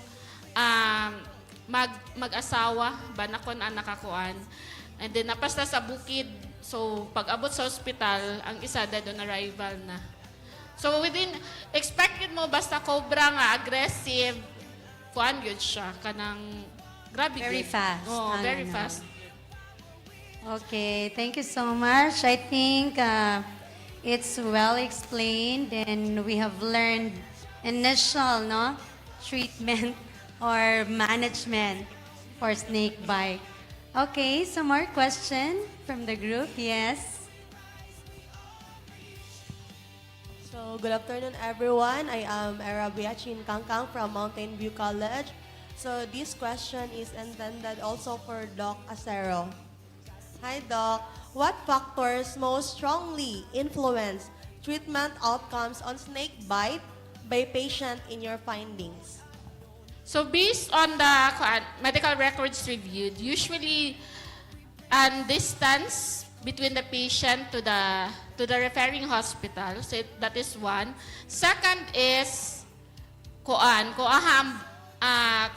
bite site. No? Not all snake bites in my studies are all cobra. Not all. They naga po yung mga viper, mga rat snake. No, a rat snake is non-venomous man. No, so depende siya kung cobra man siya. It really depends on katawag transfer bitaw. And at the same time, kung cobra po siya, it depends on kung grabe mo ito ka-aggressive, kaya usually ang cobra mo ang first strike sa cobra is dry bite, which means, kuala na siya warning, dili siya maghatag og lala. The second bite is, ayaw pa na siya mag-secrete og lala. So no, if it's dry bite, then it is good, kay dili, wala man kayo venom ana. So it will be managed as punctured wound. Pero if dili siya dry bite na dito na dayon. So one positive outcome is sigurong hours kung unsa ka duol ang hospital para mahatagan og alibyo sa iyahang symptoms. Okay. So like basically early hospitalization. Yes, ma'am. the best. Early hospitalization, early nga kanang makuan og first aid or mas syada kung ma-identify. Ang problem ang gudani sa to, ma'am, is ang mga people dili sila ka-identify kung sa nga halas, no? So moto siya ang first at least matagaan siya as soon as possible kung cobra man jud. Okay, thank you so much. So yun, ay mga factors no, what kind of snake nga nagbite, unsa pa to, your distance from the site nga asa ka ginapakan and the hospital. So yes, other questions from the research of Doc Dapar from the IT and our Valencia City Health Statistics. Napay ba yung mga questions? Yes, thank you so much. Okay, pleasant afternoon, everyone. I am Ricardo Eco Engineer from Philippine College Foundation. May I ask the moderator if I am allowed to ask 2 questions? Yes. Okay, thank you. So my first question is to Dr. Acero. So it is mentioned by Dr. Dapar that nature is the best. What's that? The best physician. Now, for you, Doc, what is your stand on those individuals who are still practicing traditional medicine in treating snake bite? Traditional medicine. Kanang mga tutho, kanang mapasabot? Yes po, Doc. Okay. Sige kay kung traditional medicine, kinamo mga katong medicinal plants. So kani mga tothon na niya, mga albularyo. So in terms of kana siya, no, as much as possible, gina-discourage bitaw namo, especially if kana bitong sample. Napaakan ang patient, then ginasupsup ang dugo. O kaya siya, nagkakitabuan na. And there's a case actually nga kuan, instead of katong patient ang mas magrabihan bitaw nga siya ang maghangos or mag general weakness, ang katong nagsupsup ang nag-symptoms, no? So we actually discourage that one. So gina-discourage naman, especially if kana bitong ilahang samutan bitaw, ma'am, kanilahang samadan pagyud. Gina-discourage. Cutting, yeah. Gina-discourage na namo. As much as possible, if you have snake bite patients, kung kabalo mo nga napaakan yun siya, dili na mo ginapakuan sa traditional hilot or traditional nga mga albularyo kay basin di ay kana nga time pagpaak anak venomous ang patient, sayang kaayo imbis unta ma-save nimo ni adto pa sa traditional medicine. No, sayang kastanan. So actually gina-discourage na namo. Kay based po sa ako ang research, makita man sad nga kung pila ang kanabitaw nag-apply og first aid or mostly nag-ato pag isla traditional. We have patient nga kanang napaakan siya viper nga snake, niadto pa siya traditional. Dayon pag after 5 days ay hapa siya niadto kuan ER. Dako na kayo iyang hubag, no? Dako na kayo, pero at least na-save ra to siya. Pero gina-discourage bitaw gid namo. Especially kanang supsupon gyud. Supsupon ang dugo kay ikaw gid ang makuan, ikaw gid ang magluya, dili gid ang pasyente.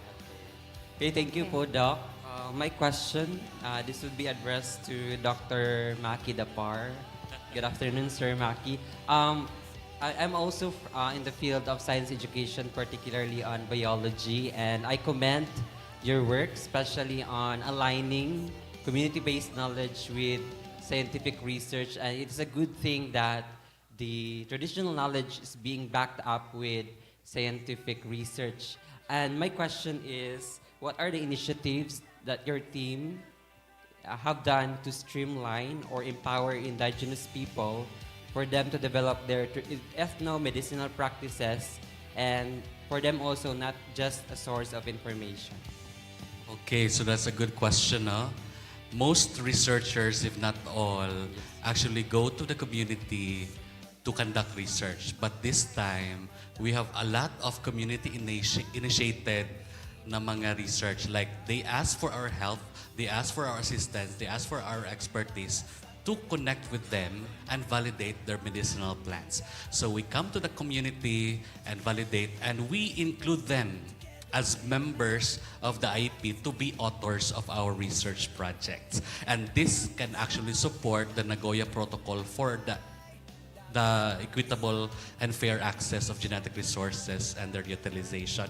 Plus, of course, this can also support and empower their right to science under the Republic Act 8371 or IPRA law.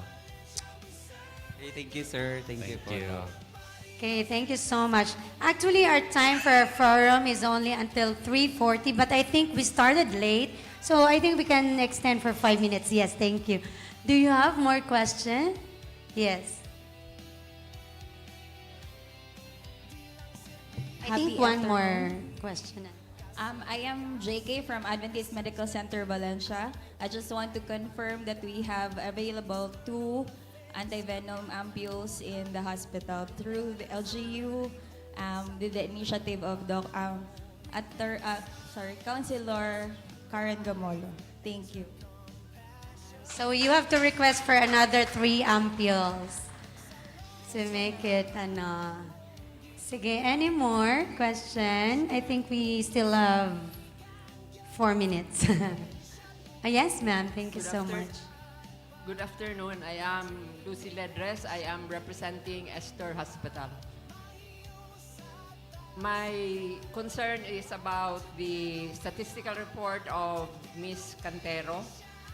she mentioned that one of the researchable areas, if I got her right, was on teenage pregnancies.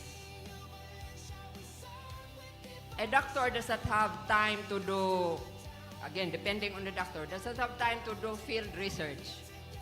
So, what is the procedure if you want to engage in research for REACH or for LGU Valencia? Will we submit a proposal? To whom? Will the LGU fund the proposal or will we have to go to Norman Court for funding? Thank you. Thank you so much, Ma'am Ledres. I guess I would extend the answer to our research head on the REACH, Dr. Rogie Namos. Okay, as for our in the health center, ours is for more on the advocacies, more on the symposiums, more on the youth forums. Yes, good afternoon. I'm sorry, ma'am, no, nag-talk ni ma'am sa Manggod. I think the question is, how can you connect with the LGU in terms of if you have research ng mga proposals? Yeah. You can connect with the research, with the REACH, no? Research, External Affairs, and Community Health. You can address your letter or proposals to the city mayor and then through the REACH program under the CMO. And then for the funding, mo po nato ang ginasulong karon sa legislation. We are trying to negotiate or kanang gina-present nato ni mo nang naghimuta nag-create impact karon kay as of now we're trying to break barriers with research. Kay mo ginatong one of our goal for this program is to support the research at the same time ma-open up ang mindset sa ato ang the legislation and the policy makers para makita nila how important research is and how important nga matagaan gyud og funding ang atong research. Ongoing pa siya actually, no? So we are praying and we are asking for your help nga kinahanglan nato mahatagin nato ma-enlighten nato sila para makita nila kung how important ang atong ginahimo karon. Yeah, so I hope so. So hopefully natay mga progress by the next year. Kay since pag transition good sa atong government, we are very happy nga si Honorable Mayor Galario is very supportive as well with the program. So ga-transcend pa ta from one administration to the present. And yes. And of course, naapod tayo mga stakeholders in terms of funding. We have the DOST. We also have the Norman Court. And we are creating connections and I believe na sila motabang para sa tuwa. And we also have talked with DILG. Last night, actually, nag-hisgot with me. They have funds available na ilang isupport. No? So, in terms of the process of para maka-funding you can reach the CMO through the REACH office or you can directly reach Norman Court or pwede ta ka-reach DOST. But pwede mo na itong iagay para kami na lang mo lobby. Yeah.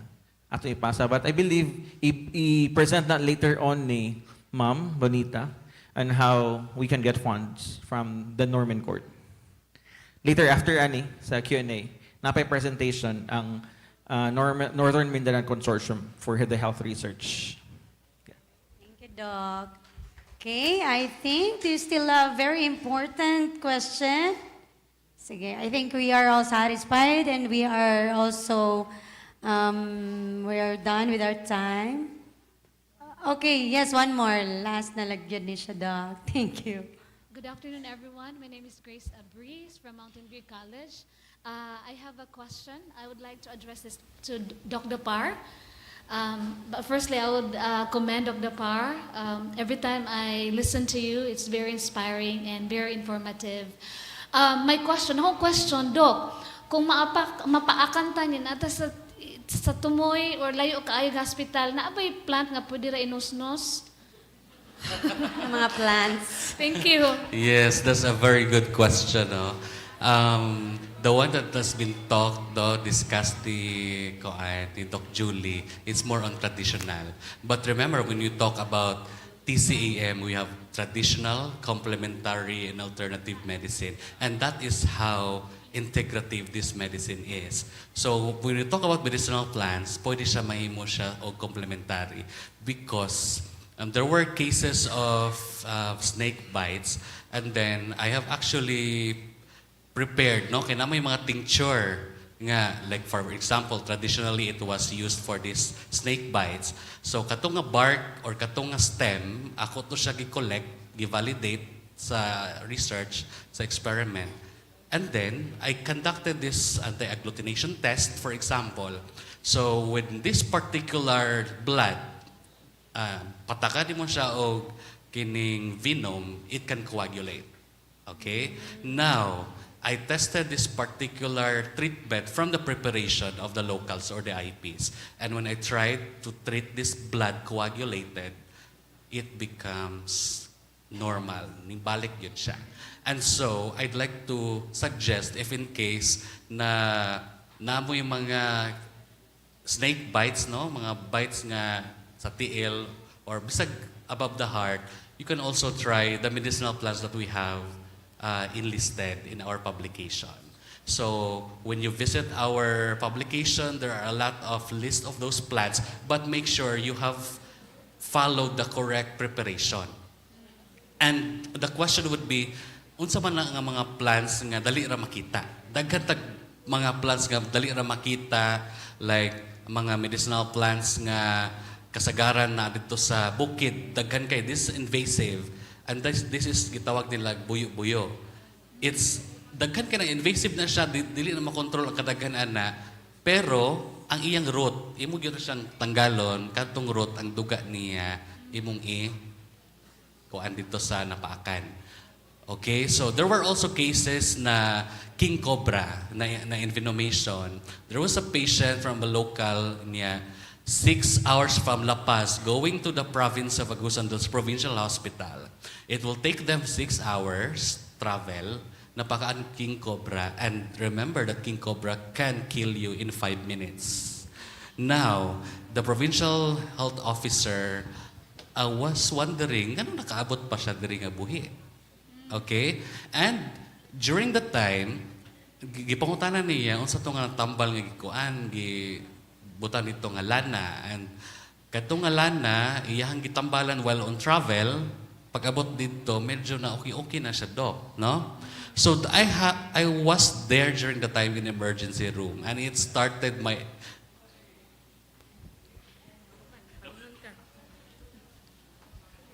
So it started my curiosity to conduct that research. And true enough that even the knowledge of these people cannot be undermined, cannot be discriminated. Kay kato siya nga plant, mo to akong gimasteral. Okay, nga plant. I go back to the community, I look for that plant, and it was really very effective to as an antidote for envenomation. Okay? So, coagulation test, mga agglutination test, effective yun siya. So, there were cases, nadala to nako na, pagbasteral nako, gidaladala nako, yun ay isang na-share nako nga ka-boardmate sa friends, napaakan siya gabi na, alas 12 sa gabi. So, gabi na gid kay ngit-ngit. So, pag abot sa emergency room, gipangutana pa siya sa doktor sa ER, unsa nga halas nakapaak. Ni how come nga makahinumdum pa ka na gabi ingit-ngit, di ka kakita lang, pagitaon pa nimo napaakan na ka. So marag lisod jud siya, no? Ning action na siya kalagom ang iyahang kato napaakan. Thank you nga tiil ra, no? Pero gitawag ko ana nga gabi gabi gyud nga midnight. Lagi tungang gabi unya pagkahuman kay ipatry lang ako iyang gibuhat kay kuan man siya local wine tincture o coconut oil infusion. So these are the common preparations of the locals. Gilana, ang isa pod is alcohol. And if you are associating this one to the laboratory experiments, ang katong paggamit sa alcohol, it can dissolve the polar compounds like alkaloids. The other one is oil. Pwede lana, coconut oil, or gusto na pag olive oil, no? Basta any types of oil nga ilang available dito to dissolve these compounds. And this can dissolve the non-polar compounds. So, ang non-polar solvent can dissolve the non-polar compounds. And there is already the science in there. Okay? And I have validated that one on the preparations of the locals. Kung kanigigamitan siya og local wine or alcohol, akong gamitan og ethanol.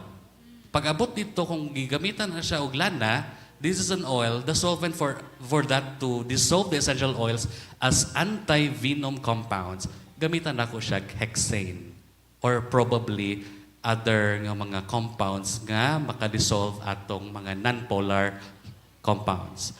Magamitan na ito solvents like hexane, chloroform, o pwede po og kanang methanol because of their polarities.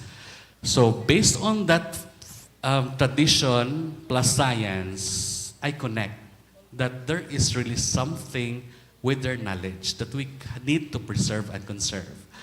And that is why we from the scientific community will help validate their knowledge. Because kung ikumpara nato nga mag-explore na diretso largo dito, mangita na tanom tambal without biological basis, mahurot among pundo. So it will be very good if we can have this collaboration with the IEPs, kasi sila mismo gani, naka-experience. And through test of time, they were able to conduct trial and error because they don't have laboratories in the mountain ecosystems. So, based on their collective knowledge and verbal communication na pasa-pasa, in fact, dili pod ko kana sa tawag mo share largo kay kani siya nga kaalam daw nila ginabayloan og kabayo, no? So for example, na napakan og king cobra, mangutana ko sila unsa na nga mga tanom dato or bai. Ay sir, dili na mo mahatag-hatag largo kay kana siya nga kaalam ginabayloan na mo kabayo. Okay. So I respect their secrecy at that because from the perspective point of view of a conservationist, when I already have that particular plant, it is critically endangered. Okay? So nag-inusara na siya sa lasang, it is site-specific, site-endemic, meaning to say, naara na siya anang abukid, wala na sa uban nga lugar sa kalibutan. And we have several species of that in the mountain ecosystems of Bukidnon. So mauna nga, if you are asking me for what are those list of plants, nalang to yung mga for mild, no? Pero katunag yung mga severe, napagyutadaghan diri sa Bukidnon. No? Ako lang sang padaghanon kay natay mga in situ o ex situ conservation nga project para mo daghan kay basig unyag mag-share na ko karon unya basig ba atuon na dito magkolekta mahurot wala nagyod wala mabilin. So mao na ang amo isa sa mga projects nami propagation in situ ex situ conservation. When we say in situ, amo na siyang padaghanon sa lasang. Ex situ, kung di na gyud makaya dito kay na encroachment poaching, amo siyang kolektahon, ipadaghan na mo sa nursery or greenhouse. And that is how we sustain our natural resources in the Philippines or in Bukidnon. So I hope that you can support our research endeavors on this particular undertaking. Salamat. Okay, thank you so much to our resource speakers. Thank you for sharing your expertise. And thank you so much, everyone, for a dynamic discussion. Thank you so much. Okay, we're done.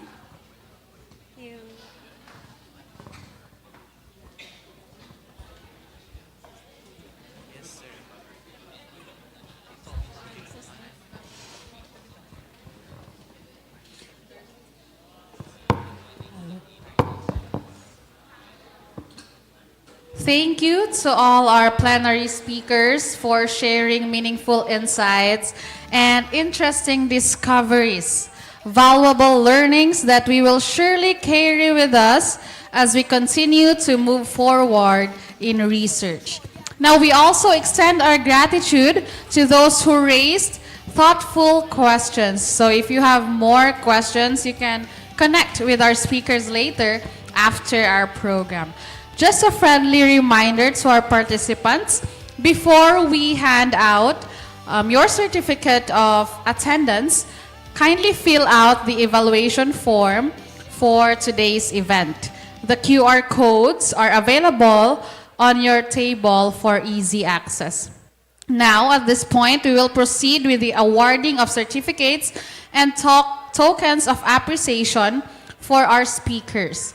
I'm inviting Dr. Rogie Nomus and Dr. Grace Abris to kindly join me here in front to present the awards.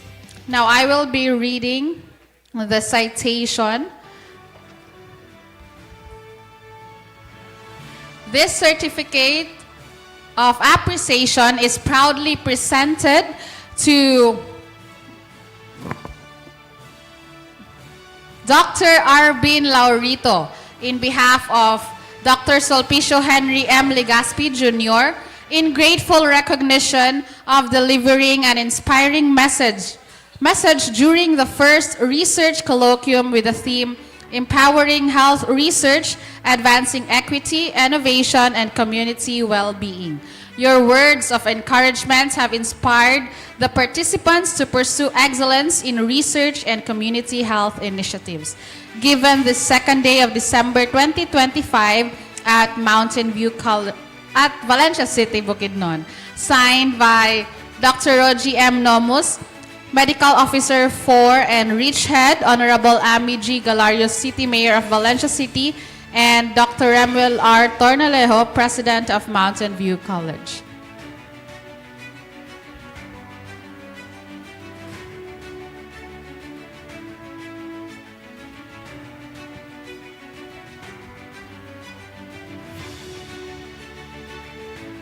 Another certificate of appreciation is proudly presented to Dr. Mark Lloyd G. Dapar for serving as plenary speaker during the first research colloquium with the theme Empowering Health Research, Advancing Equity, Innovation, and Community Well-Being, and for sharing insightful findings on integrating ethnopharmacology, genomics, metabolomics, and evidence-based medicine for inclusive health research from Northern Mindanao's cultural heritage, which greatly contributed to advancing knowledge on culturally grounded and scientifically informed approaches to health research.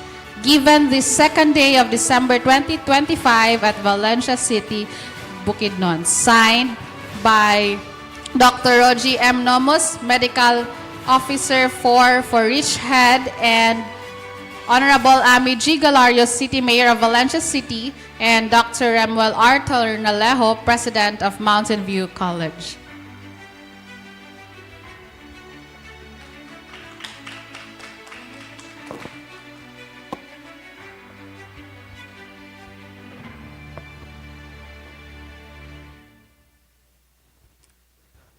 Another certificate of appreciation is proudly presented to Dr. Julie May T. Acero for, with the same citation, but for a different topic entitled Symptom, Severity, and Treatment Outcomes of Snake Bite Patients with Envenomation in Northern Mindanao Medical Center from October 2017 to October 2022.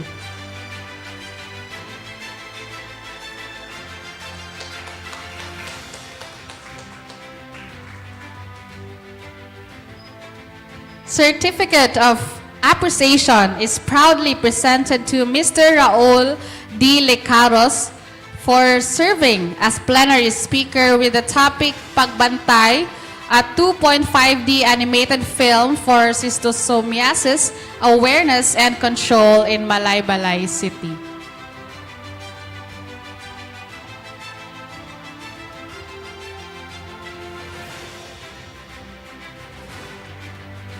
Another certificate of appreciation is presented to Ma'am Venadil H. Fuego Cantero for serving as a plenary speaker with the topic Health Profile and Statistical Trends of Valencia City 2023 to 2024.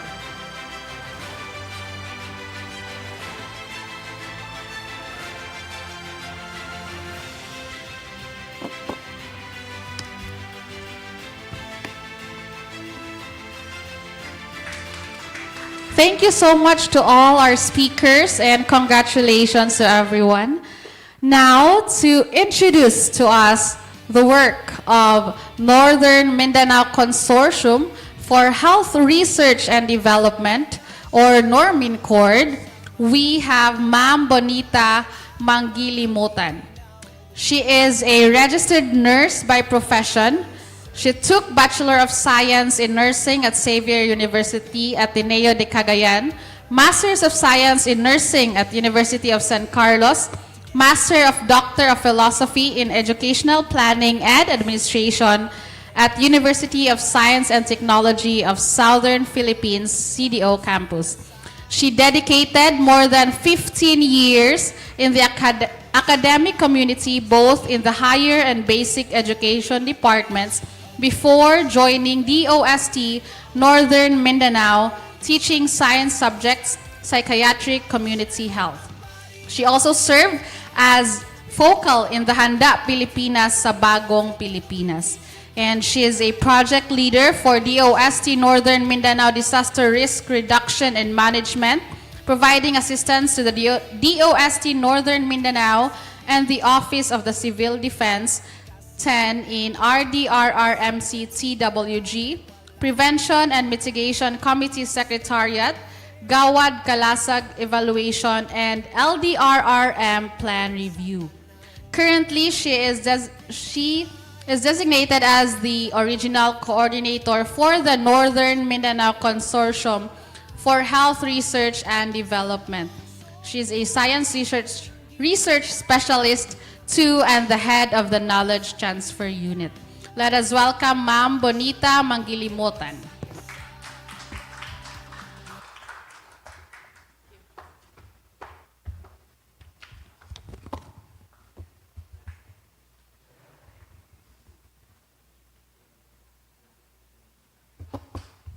Kay maayong hapon sa tanan. So I hope you still have the energy, no, or spend another 20 minutes.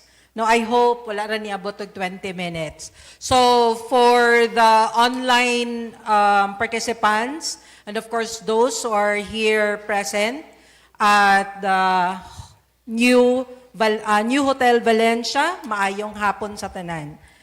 And so, on behalf of our,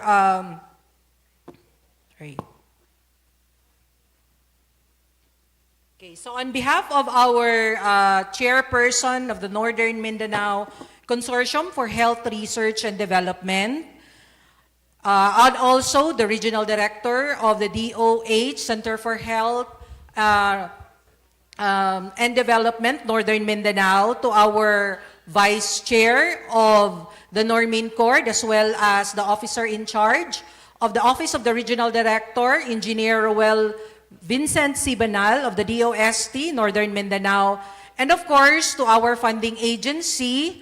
Without the DOST, PCHRD, or the Philippine Council for Health Research and Development, headed by Dr. Jaime C. Montoya, maayong hapon sa tanan. And we would like to express our heartfelt gratitude, especially to the LGU, City of Valencia, headed by no other than Mayor Ami G. Galario and Vice Mayor Grizel Galario Fernandez, and of course to the REACH team headed by Dr. Rogie Nomos. So isang makaagham na hapon sa ating lahat, and maayad haal daw inyo alan.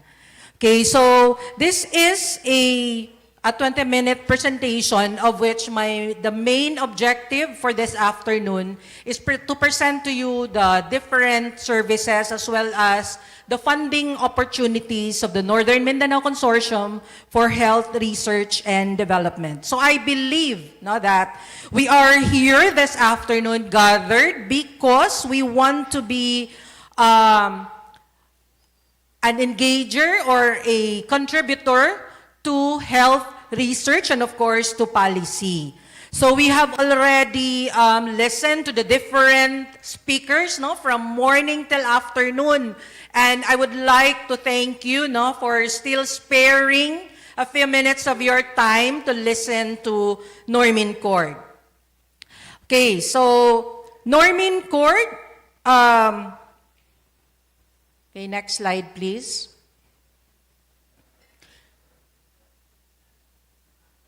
Sorry. Okay, so Normin Cord, or the Northern Mindanao Consortium for Health Research and Development, is actually composed of 21 member agencies. So if I may acknowledge all the 21 member agencies, so we will start off with the 4 national government agencies. So we have here DOH as our chair, DOST as our vice chair, CHED, and then DepDev for the hospital. So we have Northern Mindanao Medical Center, then we have here the Mayor Hilarion Ramiro Senior Medical Center, then J.R. Borja General Hospital, and for the LGU, so we have the City of Cagayan de Oro, and soon in 2026, Doc, the City of Valencia. So we are looking forward to your submission. And then we also have 13 from the different higher education institutions which compose of the state universities and colleges, and of course the private higher education institutions which composed of the sectarian and the non-sectarian institutions. So we have here Central Mindanao University, Mindanao State University Iligan Institute of Technology, Bukidnon State University, University of Science and Technology of the Philippines, Cagayan de Oro Campus, Xavier University, Ateneo de Cagayan, Mountain View College, Lourdes College, Capital University, Liceo de Cagayan University, Iligan Medical Center College, Cagayan de Oro College, PINMA, Education Network, and then we have Mizamis University and North Central Mindanao College. So among the 5 provinces, we are present in 4 of the provinces, except Camiguin. So hopefully Camiguin will join the membership. Okay. So Normin Cord existed because of a legal basis. So we have here the RA, or Republic Act 10532, or also known as the Philippine National Health Research System Act of 2013.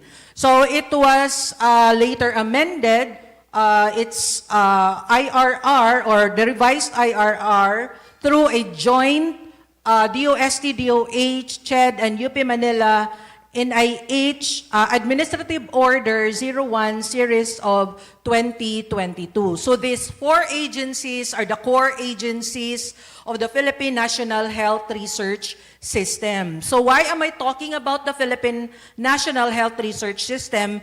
Because this is basically our foundation in terms of its it is being specified under Chapter 2, Rule 24, on the Regional Health Research System, that the PNHRS framework of cooperation and collaboration, strategic directions, and programs shall be mirrored in all regions of the country, thus forming a network of regional research consortia. So that is why we have here in Region 10, we are called as, our identity is called as the Northern Mindanao Consortium for Health Research and Development. So we the setup depends on the culture and resources of the region. So the consortium addresses concerns related to health research agenda. So as a consortium, or any research pertaining to health,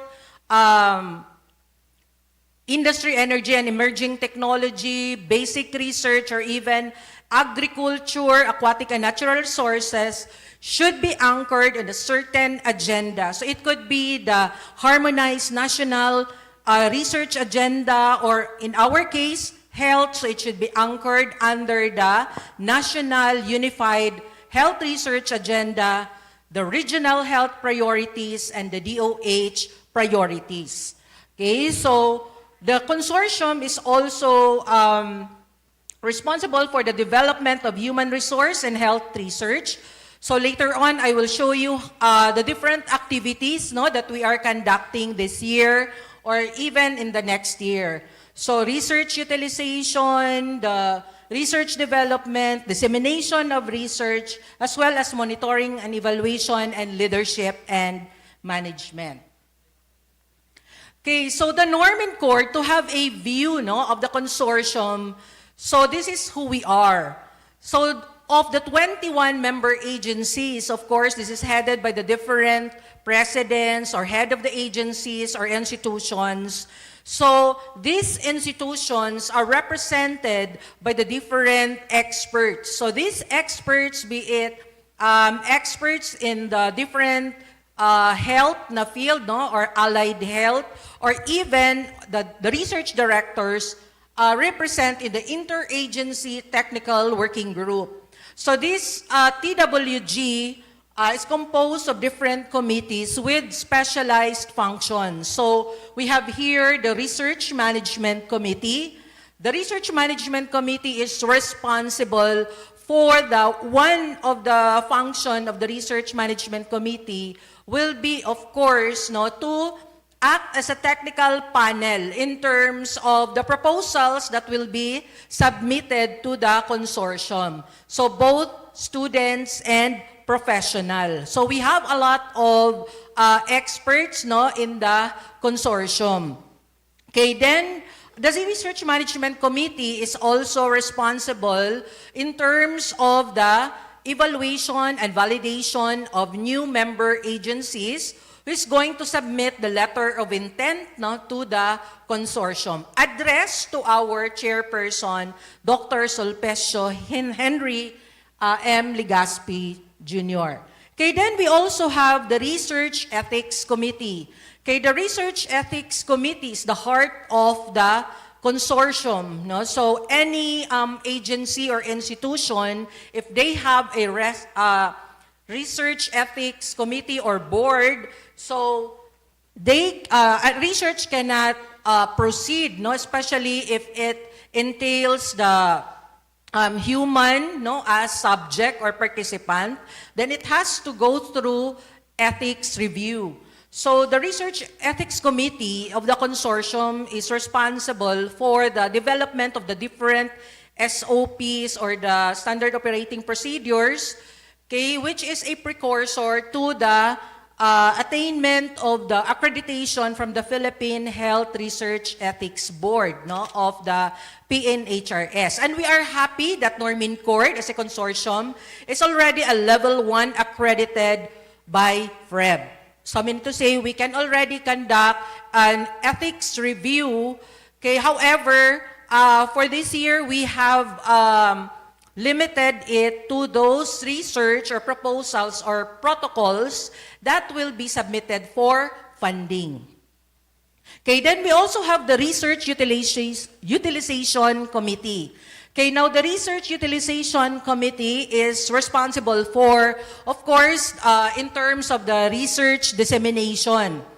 So research dissemination can also be in the form of like, for example, the research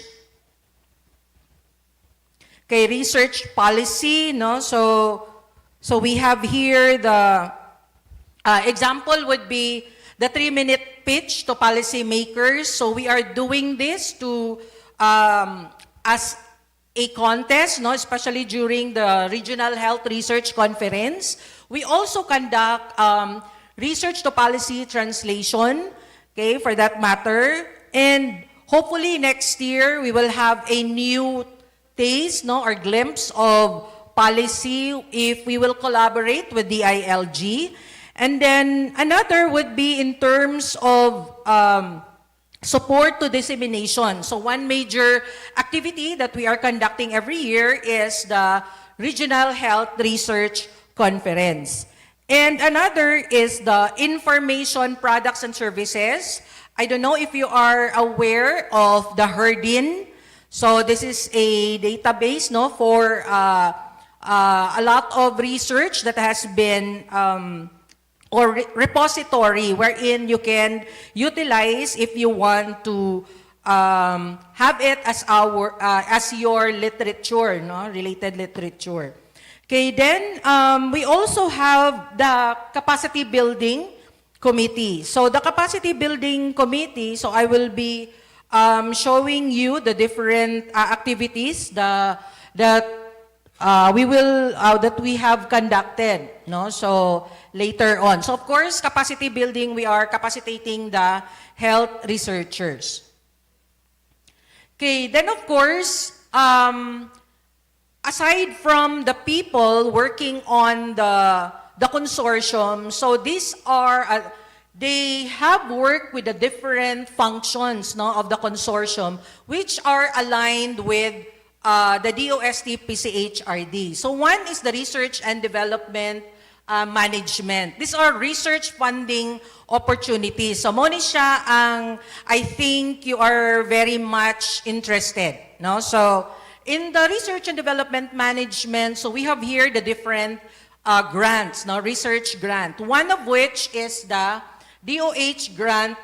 The DOH grant is actually a pilot, no, na grant, and we have actually made DOH.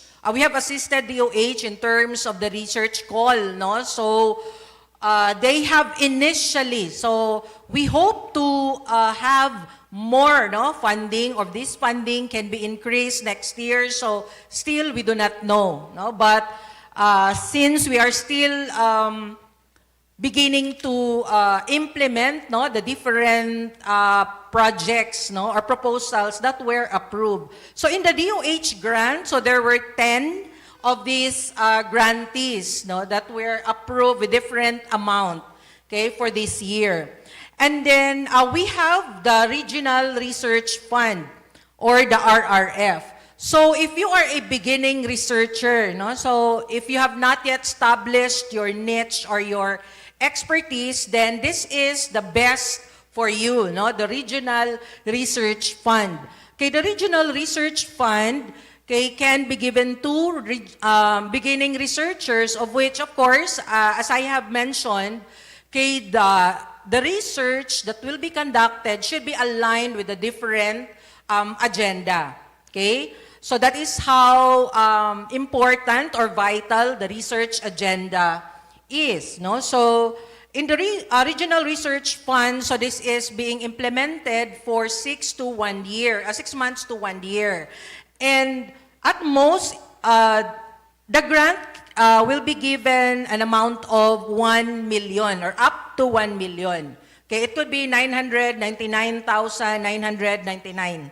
Okay, so the limitation here is that you cannot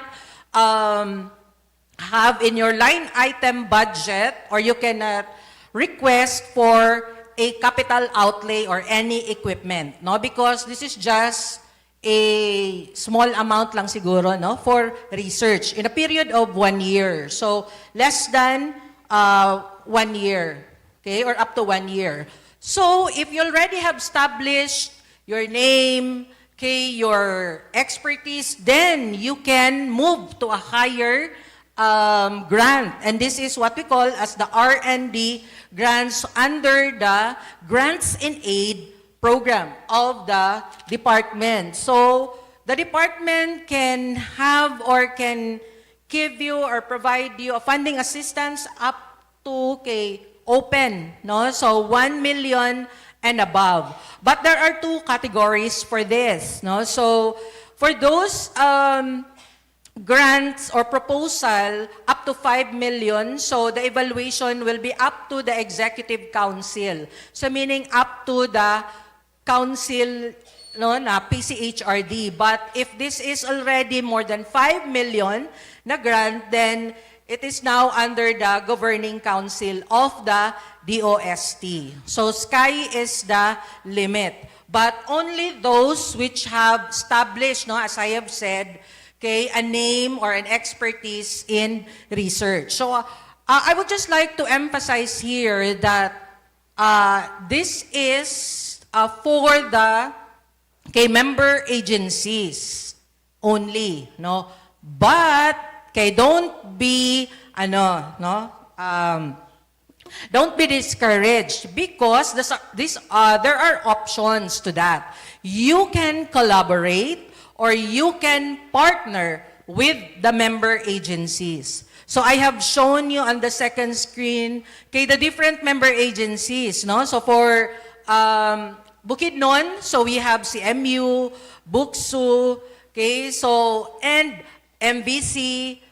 So hopefully, next year sa LGU. So, muna siya ang perks, of being a member agency. So, but for R&D grants, so pwede na siya other institutions. So, but katong mga gagmay, pwede pa siya sa mga member agency. So, don't be discouraged, to conduct research because there are a lot of options. Then we have the institutional strengthening. So under the institutional strengthening, so you can always submit to us in terms of the different awards. So the Aurora or the Alberto G. Romualdez Jr. Outstanding Health Research Award, the Best Mentor in Health Research Award, and the Hilia Castillo Award for Research on Social Innovations for Health. So these different awards can be every 2 years or every 3 years. So we will just have to update sa DOST PCHRD na website. So just to inform you that a few years ago, when Dr. Dapar delivered or presented his research at or in Pampanga a few years back, so one of our best mentor was awarded for a finalist under the Mindanao cluster. Right. So then we also have scholarships. So if you are interested to apply for scholarship under our DOST PCHRD, then we have local and foreign scholarships. So it could be MD, PhD. So doctor ka na, scientist ka pa. So it could also be molecular, the specialization would be on molecular medicine. So you just visit or you can just coordinate with us for the specifics or visit the DOST PCHRD na website. And of course, we have the thesis grant. The thesis grant is given to undergraduate students. So I believe there are students here. So if you are conducting research that are related to natural products which are indigenous to the Philippines, or to our region, specifically, the more that it has a chance of granting students with up to 75,000 pesos. So kinsa na may dili gusto that your thesis will be funded by up to 75,000. So I think Dr. Dapar here has a student granted with, or a mentee granted with the undergraduate thesis grant in natural products. Then we also have the research utilization. So under the research utilization, so we have research to policy translation, and I think I have given you an example a while ago. Then we will move on to the support to research dissemination. So that would include scientific events, journal publication, and then also printing. So this is just an example of an activity that we have conducted last October, because this is a yearly or annual event, the Regional Health Research Conference. And I think a while ago, you have also seen the video of MVC, kay sila man yung na-champion for the infomercial. So I think si Ma'am here, is an example of an engagement with Norman Cord during the RHRC. Then, of course, information products and services. Then we have the Herdin. So last month, so we have MVC and CMU, so who had been oriented with Herdin. So I think you can make use of this information products for your research. Okay, then we have capability building activities. So just an example, so we conduct basic research methods training. So this is an example of the DOH personnel being conducted by the BRM. Okay, then we also have the basic research ethics training. So breadth is very important, especially if your institution is planning to be accredited with the FREB. And this is also a basic na capability building, especially that among the allied health na mga courses, so we are conducting research which utilize or which use the human for our human participation. And then we also have the REC SOP Right Shop. Okay, so the Right Shop will be your vehicle towards being accredited with FREB. So this was conducted online to different institutions. So only those institutions who are ready with their SOP, forms and other na mga requirements can proceed with the REC SOP Right Shop. Okay, then we also have the proposal Right Shop. So if you are planning to submit a proposal for 5 million and above, then it is best to look for a partner, collaborate, then you ideate, you conceptualize, you make a concept proposal. Okay, so because before, we conducted a sort of a clinic wherein the research proposal will be polished so that it can be at least fundable and it can be approved for a full proposal na submission. Okay, so or full-blown proposal. So for those concept proposal which are approved for full-blown, okay, dili man diretso that you can submit already the full-blown proposal. So you have to submit first as a concept na proposal. So you have to wait if it can be cleared now for full-blown. So these participants here coming from the different sectors, from the agriculture, from the industry, energy, emerging technology, and of course health, gathered so that their proposals can be improved or when submitted, it is closer to a fundable na proposal. Okay, then we have, of course, the best practices in Normincord. So Normincord has a very strong support and presence of member institutions. So not one of the 21 institutions nga dili active. All of the member institutions, especially the representatives, are very active. So they participated in almost all of the trainings. In fact, some of our trainings are accredited by PRC. So we are a CPD provider.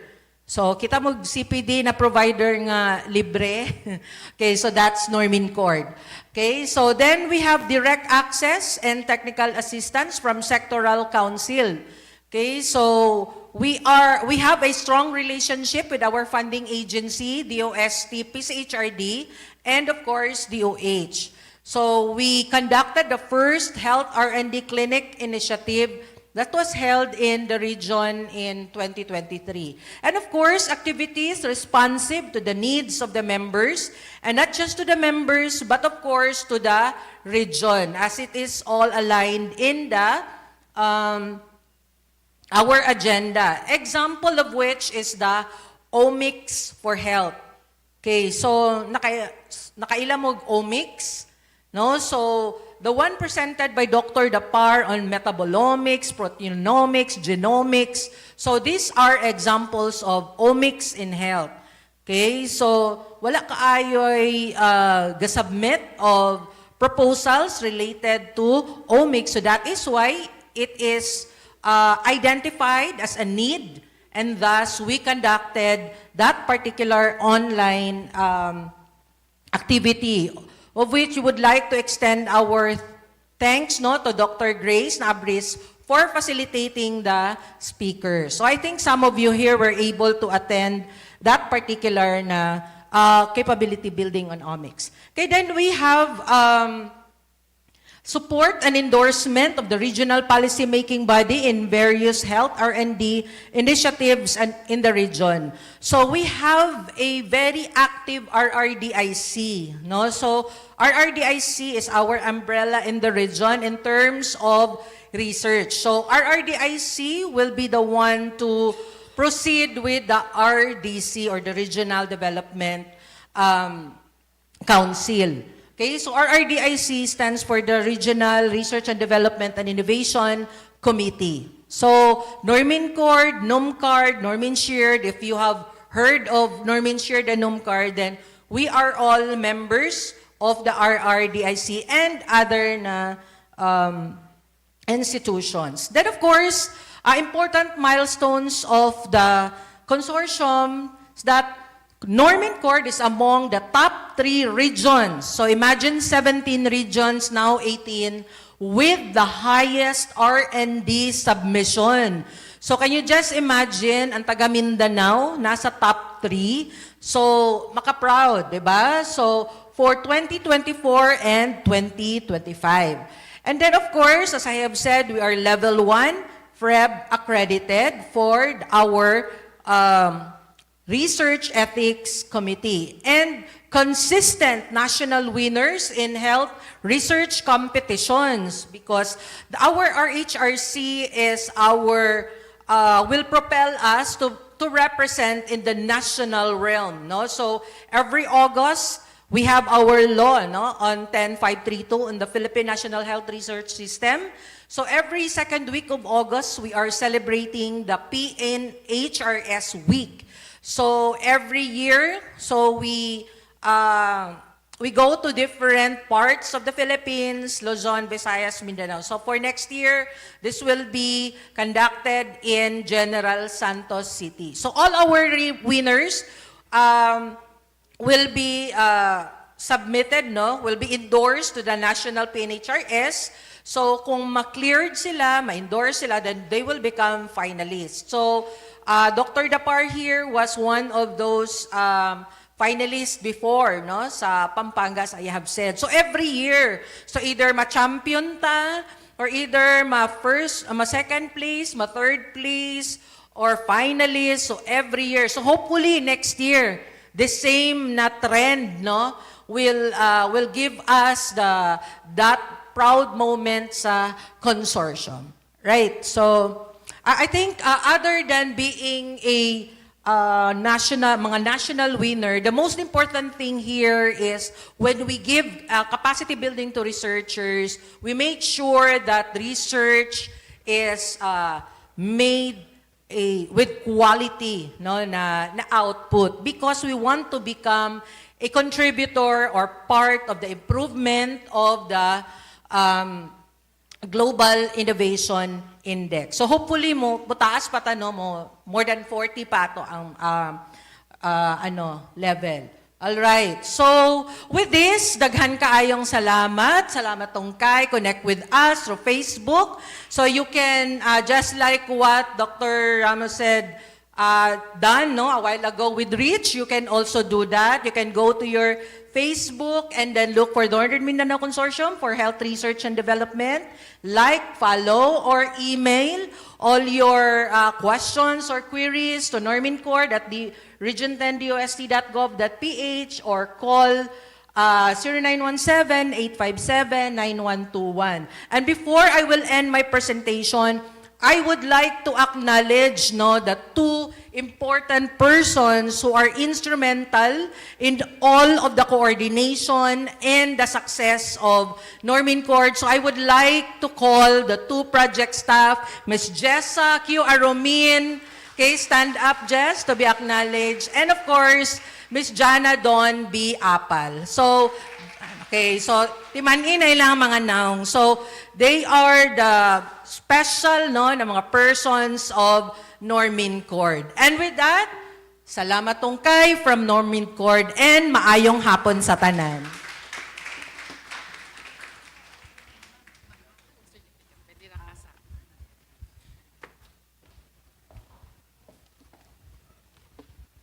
Thank you, Ma'am Bonita, for presenting Normin Cord's work to us. At this time, I'm requesting Dr. Roji and Ma'am Grace to be here in front for the giving of certificate.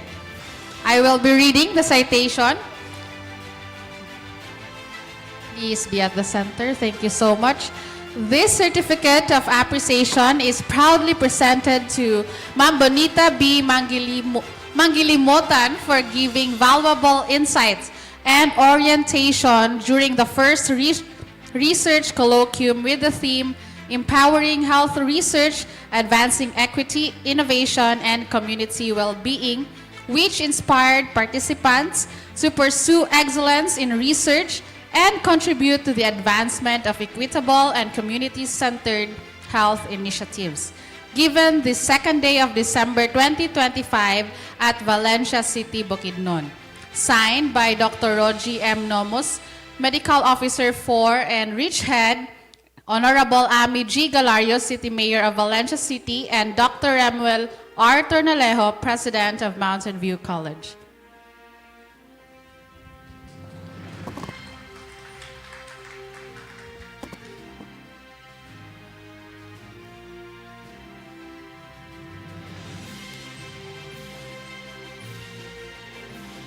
Thank you so much. Now we have additional certificates to award. We have, let me read the citation. Certificate recognition is proudly presented to Dr. Remuel R. Tornalejo for his exceptional leadership and unwavering support in guiding Mountain View College as a steadfast partner in the successful conduct of the first research colloquium with the theme Empowering Health Research, Advancing Equity, Innovation, and Community Well-Being. His dedication, generosity, and commitment to fostering research excellence and community collaboration have greatly contributed to the success of this meaningful academic event. Given the second day of December 2025 at Valencia City, Bukidnon. I'm requesting Doc Raj to please be here and Ma'am Grace to receive the certificate since Dr. Tornalejo is not around.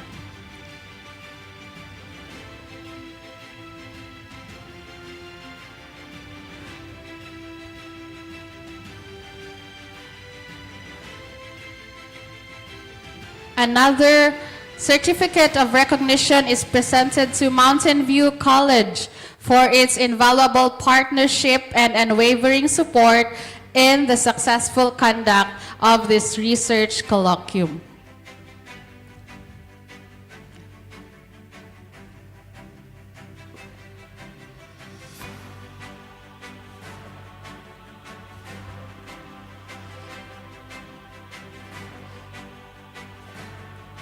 Also, another certificate of recognition to Mountain View College Center for Research. Your professionalism and commitment to excellence in technical work ensured that the event's message of innovation and community health was effectively captured, documented, and shared, inspiring engagement and awareness beyond the venue.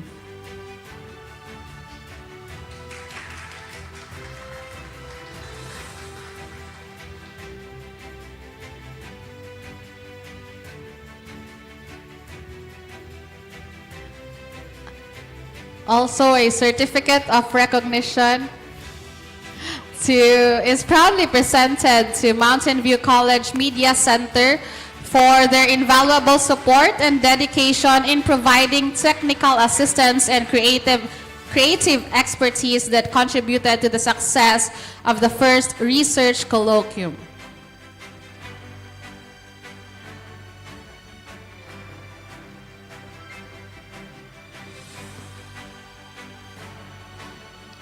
And the last certificate of recognition is presented to Mountain View College Central Student Government for the outstanding support and active participation in making the first research colloquium a successful and memorable event.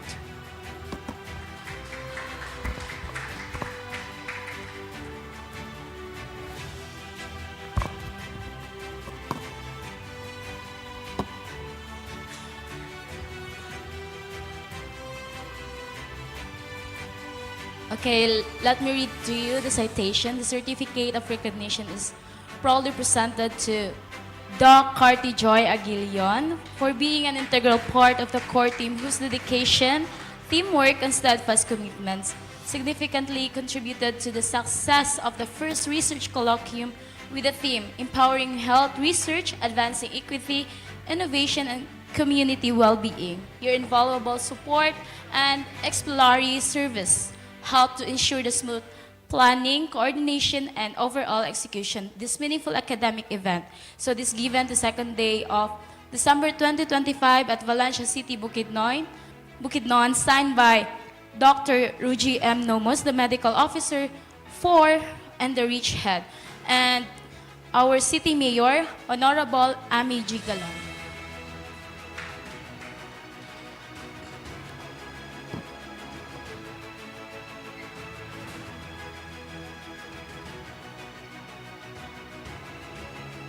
Next, same citation is given to Miss Merle Casanos.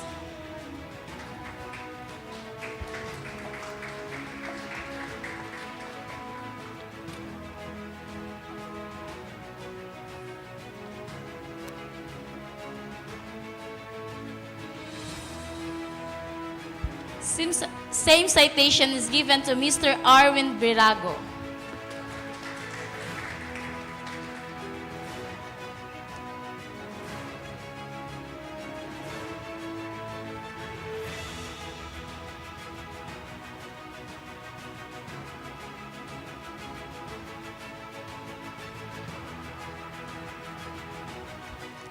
Next is Doc Grace P. Abris.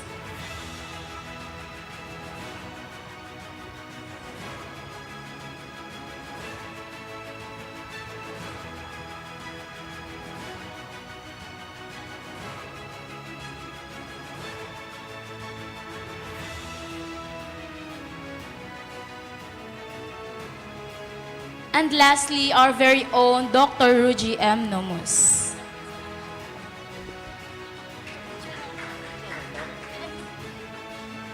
And I'd like to request all the REACH staff to be here in front.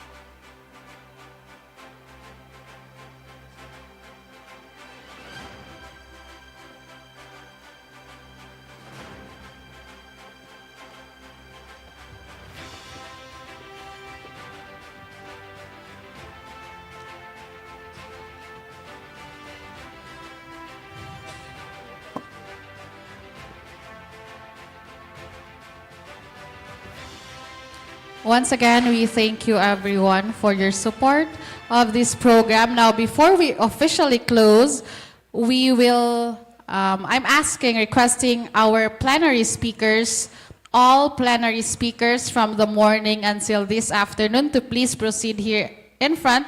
We will have a group photo.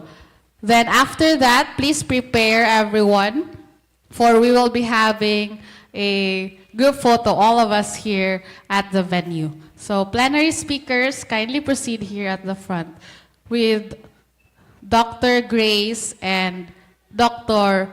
Raji.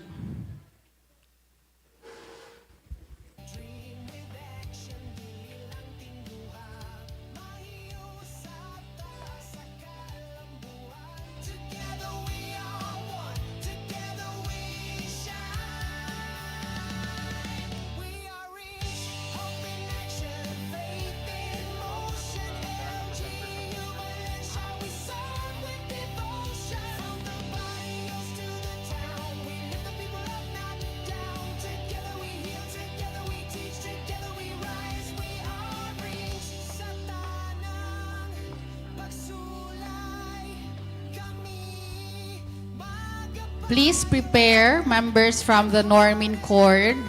And those who are in front, our speakers, just stay by. We will be having another picture with the Normin Chord members.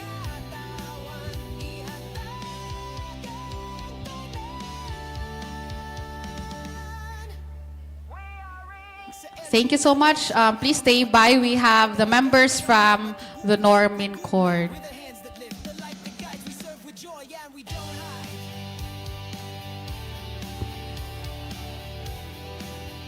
And LGU heads. LGU heads and heads from Mountain View College. Please proceed here for the picture taking.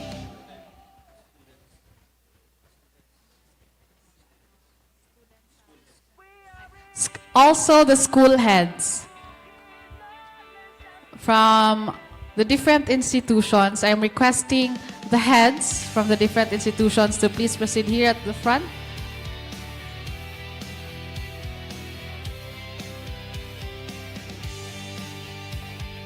And the hospital heads.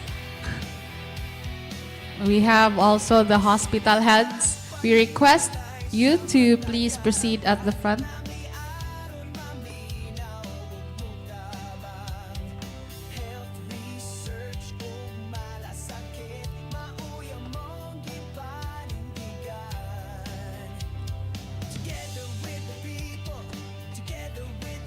Again, a reminder to all participants to receive your certificate of attendance. Please complete the event evaluation form first. You can access it via the QR code provided on your tables. Thank you very much. Thank you so much. I'm requesting now the students or the research poster presenters to please be here in front. By schools.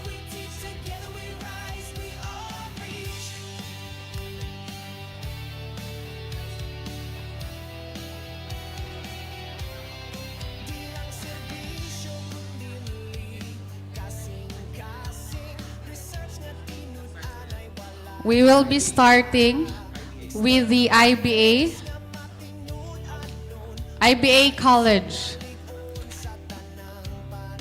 Please be here. I'm requesting everyone from the IBA College to please be here in front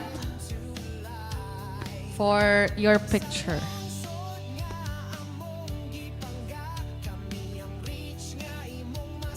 IBA College of Mindanao Incorporated.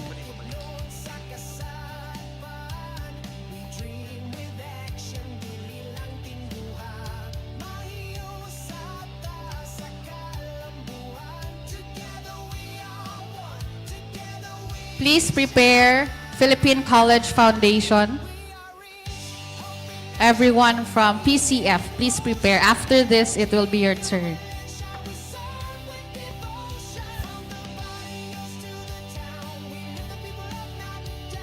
Please be at this side, at my right side.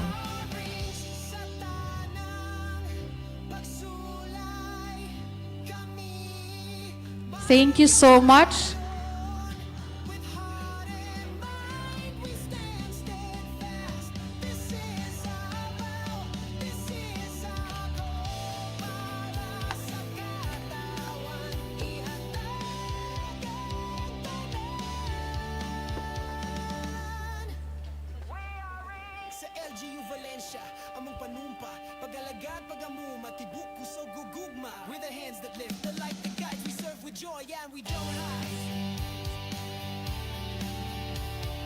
Please prepare ACLC, AMA Computer Learning Center. Participants from ACLC, it's your turn to take a photo. Please proceed at the front.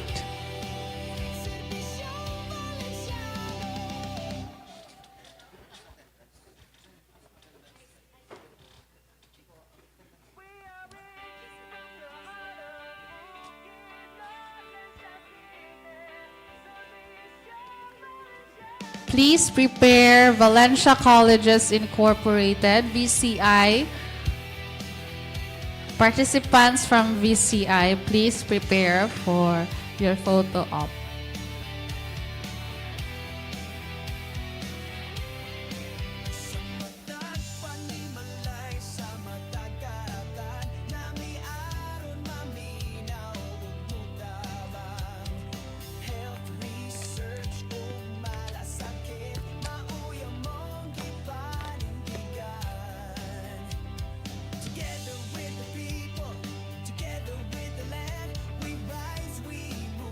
And presenters from Mountain View College and also the participants from Mountain View College, please prepare.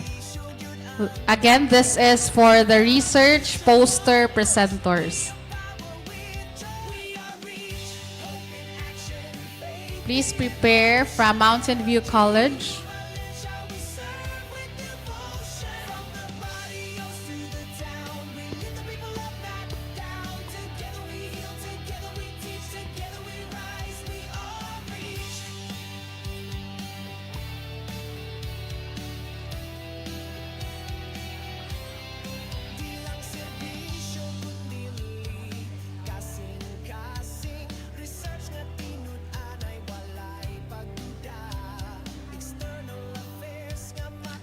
Mountain View College, please proceed to the front.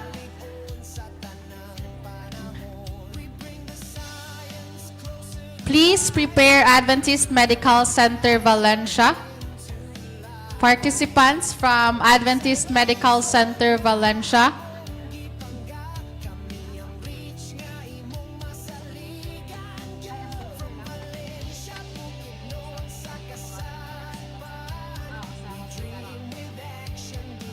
After the Adventist Medical Center Valencia, we have Medidas Medical Center.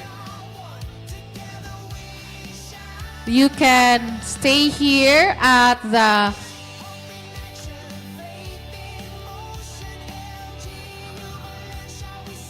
the side near the technical team to prepare for the photo opportunity.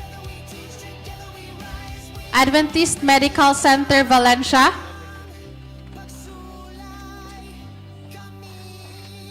Medidas Medical Center. I'm requesting everyone after your photo opportunity, please stay by because we will have a photo with everybody. Next, we have, please prepare Abelia Midway Hospital. Abelia Midway Hospital and Esther Hospital.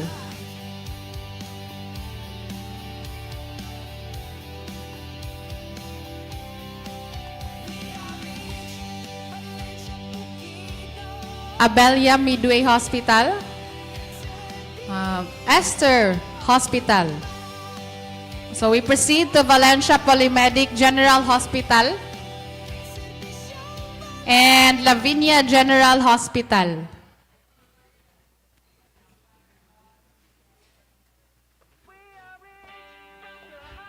Are there participants who are not called?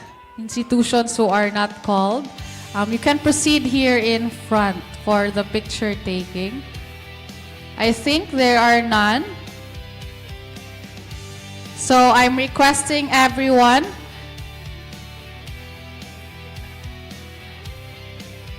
to please stand and come forward.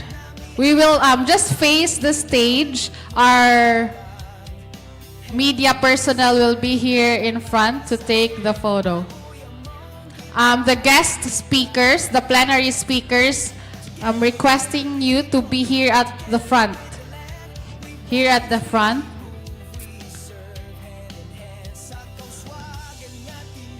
And also the REACH team. Here at the front facing the stage. Ma'am, just there po. Para di ira kay siya layo. I'm requesting everyone, those who are inside the venue, to please stand And face here. And please come forward for a group photo.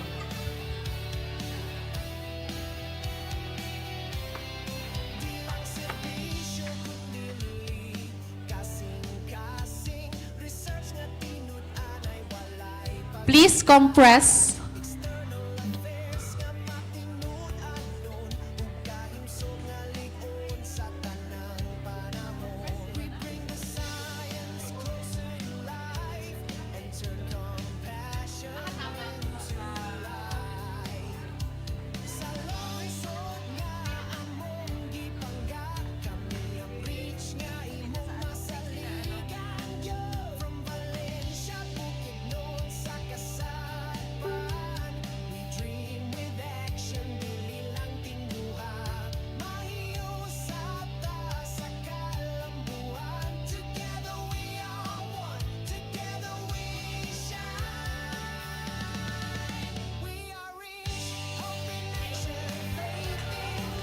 Thank you, everyone. Please go back to your seats. I'm so sorry. Okay, I'm so sorry, everyone. Kindly go back to where you were standing before because we will be taking a video clip. So mag-take tag video, everyone. So please go back and we will be saying...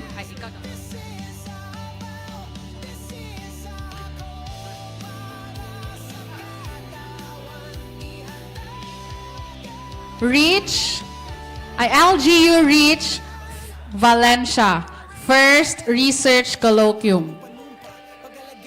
LGU Reach Valencia, first research colloquium.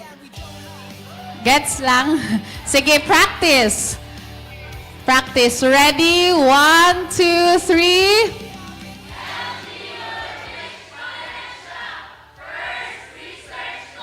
Very good. All right, let's go. Final round. Ready? Ready in 3, 2, 1.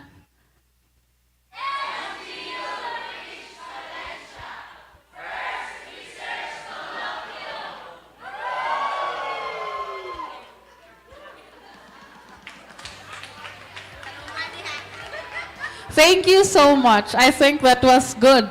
Nado? Isa lang ka-practice. Now, to give the closing remarks and statement of support in behalf of Honorable Ana Luz Zambrano, let us welcome Ma'am Francel May Buco, the Local Legislative Staff Assistant to 1. So I'm requesting everyone to settle as we are not yet done with our program. Good afternoon, everyone. On behalf of Honorable Ana Luz Zambrano, the Chairperson of the Committee on Education and the Medical Education Subsidy Committee, it is my honor to deliver these closing remarks and convey her full support for this important gathering, the first Reach Research Colloquium. First, allow me to extend our warm congratulations to the Research, External Affairs, and Community Health REACH program, our academic partners, our health institutions, and all collaborating agencies for successfully organizing this event. Today's colloquium, guided by the theme, Empowering Health Research, Advancing Equity, Innovation, and Community Well-Being, has truly showcased the strength of Northern Mindanao's research community. Throughout the sessions, we witnessed evidence-based studies, innovative insights, and culturally rooted approaches that address pressing health challenges, not just in Valencia City, but across the region. These works highlight the vital role of research in shaping policies, improving public health services, and ensuring that no community is left behind. On behalf of Honorable Analuki Zambrano, I express our deep appreciation to all our distinguished presenters, panelists, researchers, and students who dedicated their time and expertise. Your contributions inspire evidence-based decision-making and reaffirm that research is not merely an academic. It is a tool that saves lives, strengthens communities, and guides our path toward inclusive development. As one of the city's public servants, Honorable Zambrano firmly supports initiatives like this colloquium. The city government of Valencia, under the leadership of Mayor Ami G. Galario, the 10th Sangguniang Panglungsod, led by the Honorable Vice Mayor Grizel Galario Fernandez, is committed to continuing strong support for research-based initiatives, fostering collaboration between government, academe, and health institutions to make policies more responsive, equitable, and grounded in real community needs.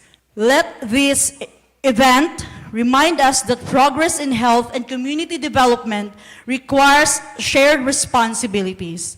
When researchers, policymakers, and stakeholders work together, we create solutions that are innovative, sustainable, and people-centered.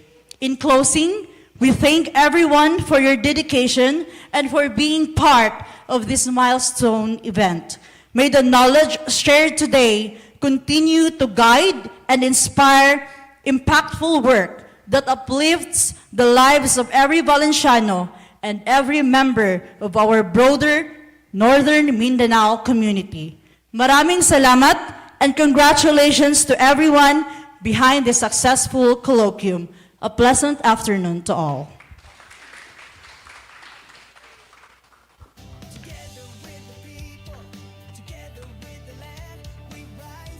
Thank you, Ma'am Francel, for sharing your closing thoughts and reflections with us. Now, a very heartfelt thank you to everyone, our guest speakers, leaders, researchers, participants, partners, and friends, and also our online viewers from various institutions and departments who have joined us today. We also extend our sincere gratitude to the city government of Valencia for their invaluable support in making this event possible.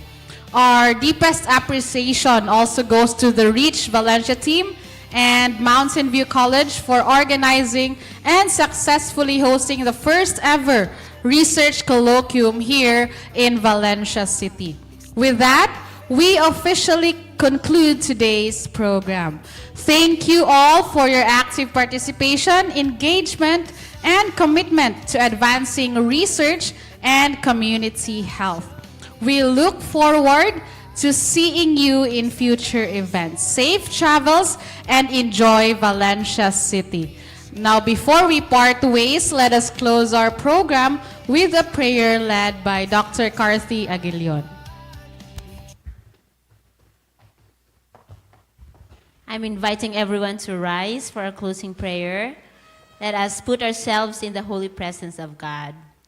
Our Heavenly Father, you have placed in our hearts the desire to seek wisdom. And we are happy, Heavenly Father, that in the city of Valencia that has started today.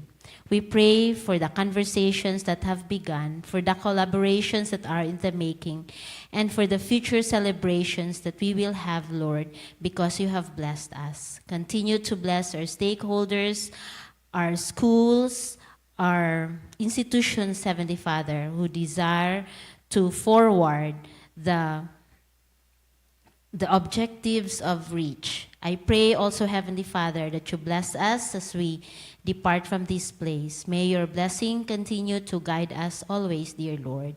In Jesus' name, amen. Thank you so much, everyone, and good afternoon. We have snacks. Ay, natay saging, nasa likod. Free. So, pwede na daw magkuha. Thank you to